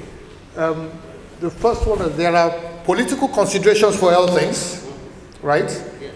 And then we have to build, did you say community engagement, local community engagement as a priority? And research. And research. Three things. Together. So it's a question of not doing things in isolation. They have to be done simultaneously. Thank you very much, sir. Okay. Please give him a round of applause. Thank you very much, sir. No, you did. Babatunde, I'm the Chief Operating Officer of Global Emerging Pathogens Treatment Consortium, GETS. This program is the 6th annual conference on One Health and Biosecurity. Actually, it's one of the biggest biosecurity-based conferences in Africa, bringing together transdisciplinary experts from different disciplines to talk about emerging infectious diseases and emerging issues as regards to biosecurity and One Health in Africa. It is clear that we are having increasing biosecurity threats in Africa. A typical example is the COVID-19 we are going through now, Ebola crisis that we had last year, and 2014 in West Africa. So, these emerging infectious diseases, their occurrence is becoming more frequent, and we need platforms to discuss issues around emerging infectious diseases, biosecurity threats, and One Health. Africa has its own issues, and we are relatively vulnerable to a lot of biosecurity threats. And our vulnerabilities starts with policy. Our policies are not as strong as they should. Our strategies, our framework, and we need to start building capacity towards some new emerging areas. Understanding that because of climate change, environmental degradation, deforestation, the issue of emerging infectious disease is increasing on the continent, not just in Nigeria. In other parts of the continent, we just have issues with Ebola, issues with Lassa fever, monkeypox, and different kinds of these emerging and re-emerging infectious diseases affecting different countries within the region. So we need to collaborate, we need to synergize, and we need to start building capacity to tackle these emerging infectious diseases. Biosecurity basically means ensuring that the environment in which we live in is safe. So bio represents biosphere, and we as human beings live in the biosphere. So we live in environments, we live in cities, we live in rural communities, and what biosecurity tries to do is to make sure that where you live is safe, and you're not at danger of engaging a dangerous pathogen or poisons or toxins. So when we talk about biosecurity, we are talking about the security of the biosphere in which we as human beings live. The opposite of that would be a bio-insecurity. So if your environment is not secure, then we as human beings are at risk, either at risk of excessive pollution or infections or toxins. So you can have pollution in water, the water you drink, the air you breathe, the food you eat, and the way human beings interact with the environment or with agricultural animals, for example. So we know, for example, that COVID came from the animal kingdom. Same thing with Ebola. Same thing with Lassa fever. These are what we call emerging infectious diseases. They come from the environment and they affect human beings. So we have to be careful about how human beings interact with their environment, because there's always a possibility that some of these pathogens or these infectious agents are trying to create an opportunity to go from the environment to the human population. That's what we call a zoonotic event. So a dangerous virus, for example, can leave the environment and affect human beings. And once a human being is infected, he can infect other people. And then because you don't know what it is, you have no treatment for it, you have no vaccination for it, you don't even know what it is, it can spread very quickly. Especially nowadays that you have people can jump on an aeroplane and in 8 hours they're in another part of the world. So when you talk about biosecurity, it's not just your environment. Biosecurity affects the whole world, because if you have a bio-insecure place in another continent, and someone gets on an aeroplane and flies to your country, you are now exposed to that dangerous pathogen. So by definition, biosecurity is a global problem, and we have to look at biosecurity as a collective of humanity and ensure that everybody around the world is aware of what the principles of biosecurity are, because if you are lax in one part of the world, it can affect other parts of the world. So you can have a good biosecurity program in your country, but somebody can fly in from another country and bring in a dangerous pathogen which will affect your community. So One Health is essentially explaining that human beings live in an environment. You cannot be healthy as a human being in an unhealthy environment. You cannot be healthy as a human being if you eat unhealthy food. So our health is dependent on the environment in which we live in and the food that we eat. So, I mean, of course, if you want to eat bad food, that's up to you. If you choose to eat sugar all day long and all kinds of things that are bad for your health, well, that's your personal business. But as a government, if we are not making sure that the food supply chain to our people is healthy and is free of poisons or free of infectious agents that can affect our people, then that's the responsibility of government, to make sure that the food supply to its people is not only safe, but it doesn't carry the risk of transmission of dangerous infections. So your health is not just about how you are healthy as a human being, but we're now looking at health holistically, and that where you live and what you eat is a sum total of the health of the environment, and that is a reflection of how healthy the human beings are in that environment. I believe for biosafety, it has to be a multi-sectorial effort, starting with legislation, the right laws and policies to ensure our biosafety. And secondly, we have to engage the clinicians that actually deliver the care, and then the researchers and the funders. It has to be a multi-sectorial approach. And you cannot look at biosafety in silos.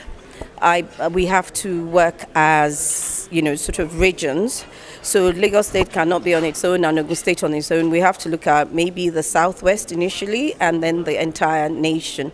So it is important that we keep the conversation going. I am glad to be here because there's a lot of information that's been exchanged at the continental level, West Africa, also national, and then of course Lagos State, what they're doing. So it's an opportunity to learn from other states and also to learn what the overview at the national level. Dr. Chikwe has told us, mapped out what the trajectory is going forward, the hub and spoke response and policy around the labs, and also the national institutions of public health that are being thought of.